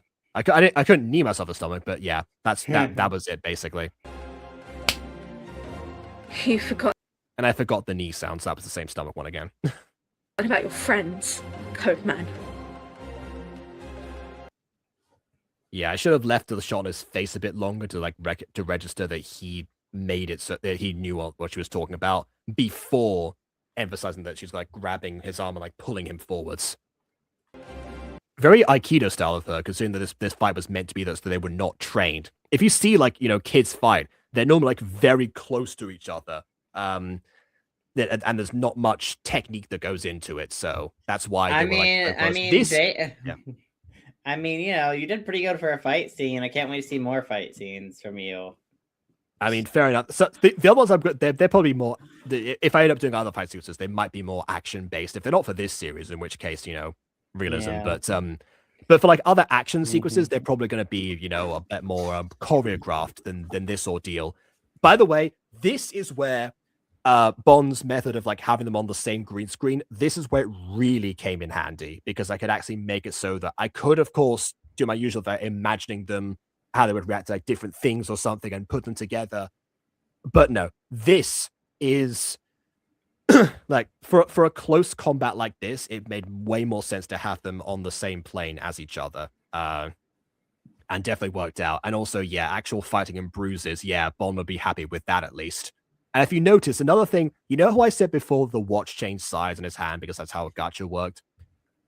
First ever gacha review I did of Teddy the Bad Boy, again, I pointed out that, you know, that Yuki, no, sorry, it was Cole actually, it was Cole Gray. He ended up with a black eye, but, oh, no, it was Yuki, sorry, Cole Gray addressed it. But every time that Yuki changed, because of how gacha works, the eye would switch to the other side. You know, whichever eye was bruised. That's a case. That's been a case in gacha forever. So, what usually has to happen is they have to just laterally invert that. So I made like, especially for like the bruise that you just sustained right now on his cheek, I made like a lateral inversion of that. I needed the Botox, so which meant that the eye actually moved from like, so not the eye, but the cheek. I moved from one side to the other. But normally you could just do that with like, you know, alternate between the two of them. If you're not Botoxing the character eye lines, in which case you need an extra slot. And you don't have like the second you don't have like the extra face accessories from the extra segment. Shout out to Bon. Thanks again for pointing that out to me, that I could even do multiple of those. Really helped out. So if you next time Malbec turns around, I'll point it out in a much more distinct manner. But they haven't forgotten you. That was a bit clumsy. It's supposed to be that he snuck up during that time and just appeared in front of her, but oh well. Away from my friend! Not BB's redemption, but definitely a scene where Beanie Boy really brought it. Yeah. And where we actually see the eye forming at the same time. So we get Pop's actual eyebrows that she has in episode 9. Which is originally I gave her that specifically because I wanted to like make a thing about not giving her an eye patch. Of course. Pete, my word. That was awesome. Yeah, well, I should have helped you sooner. You're starting. See, now they talk and help each other up. Also, Malbec turned, cheeks still the Make a same. habit of that. Yeah. Terry was turned again, cheeks still the same. So yeah, that's just wanted to emphasize that again. I guess some people can mess with Pop Josephine's gang. Marwick was so brave. That Pete kid went through. That sounds like someone gushing over someone. Mm-hmm. Again, hold on from the source material. Also, Nova is so good. I love Nova's performance as Morena. Yeah. One mistake I made here. You know, I said before that like there's some backgrounds that like didn't actually sync up. you know, they weren't actually like rendered 16:9 or something. Yeah, you can see a little bit of like cutting where like the building background is. Yeah, should have accounted for that when I put this in the new version. But yeah, most of the time, these scenes that were like this, I manually like zoomed in to make sure they were just like cropped off over the bits that were the extras. Also, So, yeah, again, the did steering learn wheel from still that has that cropped chunk out of it from Empress biting it like a donut. Yeah, well, okay, the crop chunk is masking. That's a different thing altogether. What I meant is like the bits in the. I know. I just thought comes in. Yeah. I just thought I'd bring that up again because I find it funny. Of course. Also, another thing where, like, you know, like where to show the back seat of the car, I just like have them. I just like remove Judas and Empress, and then that's it. You know, we'll say that the other camera moves forwards. A technique I started doing. Well, you did that with Academy, actually. You did that with the dodgeball scene in season 3. Yes, but the first time I did that was actually in Alpha Witch Academy. But yeah, I brought it back in the dodgeball scene because there was so many ball in that one. Most of the trouble. There's the hear gushing over Marwick. I like that. Yeah, but they still hear because it's a confined space. But not so quiet that you can't hear her. Oh, one thing I forgot actually to point out was in the I'm just gonna go back a little bit if I can find it. There's one. I need one of the limo scenes. Yeah. So here when they're talking, I realized as I was editing, oh no, their mouths have been cropped out of frame, so there's no, they won't be visible over the over the top. Oh, what a shame! Oh no, it's faster to edit now. Up now. Oh. Don't worry. Empress was too visible, so I did have to move her. But I have like 12 of these. Anyway, back to the end of this. Okay, yeah, here we go. Let's listen again. People like it. So brave. That Pete kid went through most of the trouble. Shh. Let her have this. The one static mouth that I specifically applied. And then, because Afmal reference here, a pan to the sky. Woo! And we've made it. That was the remake of episode 8. Ignoring some cursed faces, some other stuff, and the end card that replaced the one that that Jay originally gave me, which was done by Miller. So, she still remains with the series in spirit until someone else makes a different one, in which case that'll be different. But yeah, season 3 has another one, but specifically for the intro, and also because of how they're in the design. So that's why I kept this one. But yeah, that intro of mine has been edited so much because people kept changing casts and stuff. It's like Yeah, that's the problem when someone else edits the intro for me. That's why I have like the version of the remix now. That's yeah, because I know the original file. That's what happened. That's happened with like the J version where I have to like insert people's names over the top. But this one just straight up has the wrong credits in it. It still has the Granny Marwick credit for Bon, even though that was even though she's not in any other episodes aside She doesn't from appear. She doesn't ever appear again so far, unless I convince Jacob to write her into season 3 as a small cameo. Which, you know, many have attempted to say, "Hey, bring back Granny Marwick." It's like, well, first of all, that's the original actor, so you know that was part of it. I mean, she wasn't essential Mrs. Dysart, so didn't have to bring back someone else after Natasha left. I mean, you know, I don't know if we have any future scenes in Marwick's house, or maybe for like a finale thing, if we have a bunch of characters together hanging out, maybe Granny Marwick would be included there. Is it? You have maybe the idea was that she was there visiting for his birthday, although she actually lives there. But yeah, I don't know. It would be nice to see her at least one more time. Maybe there can be like a phone sequence or something. I don't know. Yeah, it's entirely good. Also, we got the approval from Ghost Kitty who hadn't seen it until now. So, all right, fantastic. Yeah. Make sure you support the original release, Ghost Kitty. We need the views. That is true. It's been doing pretty well considering I haven't made the channel trailer yet. But you know, and I didn't promote it last night because I just dropped it out of nowhere. The views because we need Jacob to get that dough because Jacob needs that dough. Needs them dough. He's like, actually, that video got copyright claims, so there's no dough to be acquired from that one. What video? One thing that happened, it's weird because Pop's leitmotif was from the place called Machinima Sound. and that's and like they said it specifically, like some of their current music requires like licensing or something, but their old music was royalty free. Maybe that's not the case anymore. Maybe they changed it or something. But that was never a problem before, and that's why I picked like an old track in the first place. But now it seems that they've rescinded that. So yeah, that's so I think. But by the way, still gonna use it because it's obviously still iconic to Pop. But I think it's probably because this scene, like, it played it for so long during the video, you know, nearly the entire thing, and it might have been the entire thing. Remember to like actually trim it from the beginning, where you know where Aiden started it. So yeah, that was probably it. So yeah, no dough to be had, but definitely, you know, would love to, you know, give people like more impressions and you know, see what they actually think, because yeah, now I have an actual version of episode 8 that I can, you know, probably to display. You know, it has fresh issues that were not apparent in the original, but at least the part that I was directly responsible for, I feel way better about. And again, I could have, you know, yeah, I could have rushed out for the deadline again like I was going to originally, but then I was like, wait a minute. I'm just repeating the sins of the past at that point then. It was this same episode that taught me not to do that. Well, it was episode 10 as well, but you know, there's those two in combination that taught me not to do that because I won't be happy with it. And the reason I was going through the remakes in the first place. So I sacrificed that, and that's why, you know, it's like, okay, if it's a day late, then whatever, so be it. Yeah, at least it isn't an embarrassment in editing to watch, at least now. Oh yeah, no, this doesn't. Yeah, the fact that you were, you know, bridging so much, you know, imagine I've had that looming over my head for nearly 7 years. So yeah, I'm glad we finally got to it. It was one of the scenes specifically I was thinking of when I agreed to make remakes of the series in the first place. It's like, okay, if I can get to that part eventually, I'll do it. Sure.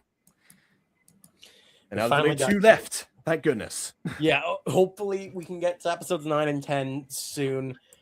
But hopefully before no, then, well, no, I still want to make sure that it's still like the same like 3-month time frame, because I don't want to spend the entirety of, you know, or like any more time this year dedicated to like other remakes. I want to focus again on like some other stuff, because I mean, I sent out lines for episode 5 for season 3, but also episode 4 hasn't come out yet.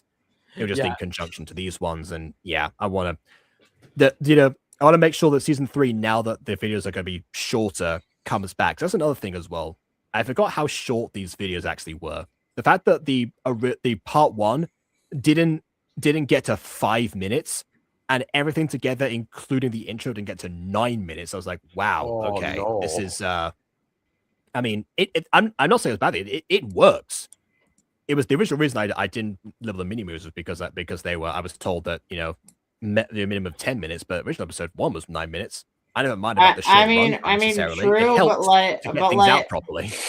But the thing about season 1 especially is the focus was very narrow and very like to the point, but also yeah, like, now we have so many subplots it'd be possible. We have subplots, multiple more characters to do. It wouldn't work unless you wanted to boost Mutant Girl season to like 27 episodes or something, you know. Yeah. You'd have to do something like that for that to work for Mutant Girl, at least. Yeah, for me, like I'm like, whenever I get around to like, if I do more of Girl with the Tail, I'm definitely gonna make sure the story is like just kind of there and like kind of concrete from the beginning to avoid any issues later on. I mean, well, you kind of have an outline for Girl with the Tail, hypothetically, if you want to follow. Yeah, speaking of outlines, yeah, maybe I will do that video about the about Witch specifically, so I can you know, so you can see where that came from, and maybe also so you can you know, add some Easter eggs if you wanted to. I don't know. It depends. For the next episodes, well, that's always the best thing you can leave someone on is the desire to want more, and if people want more, subscribe. Yeah. I gained 2 new subscribers today, by the way, because they found me when I was filming Walking Wednesday. So if you know, if they're here right now. Hello. They're probably asleep right now. That. Mm-hmm. Yeah. Want to write more for Freak Show now. Hey, we're getting more spin-off material. It's finally happening after 7 years. Well, not 7 years since Tale came out before, but you know. Well, we're getting to the point where I thought we would get to before, where someone's gonna rip off the series, you know. that was always like one of my fears was that the ripoff would end up like, eclipsing the original, and people would think that I was the copycat. That's never going to happen at this point. No, the closest that anyone has gotten to that is probably with Girl with the Tail, but even then, I was like such a small thing. I was like, no. I do love seeing what people like do with this format, like how they adapt it, to continue the process. Because I mean, again, this arc particularly was the most derivative I've ever been. And not to say that the series is chock full of references to other stuff in general and minor story beats, but this is the only time I've fully had like a major arc of something, or made it the focus rather than the subplot it was originally, because no one had powers at this point. It's like, a part of a series, the main characters have powers, didn't come about until a little bit later, with a certain pitch, but yeah. Minus, I guess, the other like old Minecraft stuff, with some of them had powers, but that was again still relatively low scale. Different situation entirely there. So yeah, I mean, there's some other stuff as well, like even like Dylan originally made like a 3D model version of like a scene from the Mutant Gold. Even offered at one point to take over visual production and make it 3D model stuff instead of just gacha, which again, much like the Minecraft thing, defeats the purpose of making a gacha series.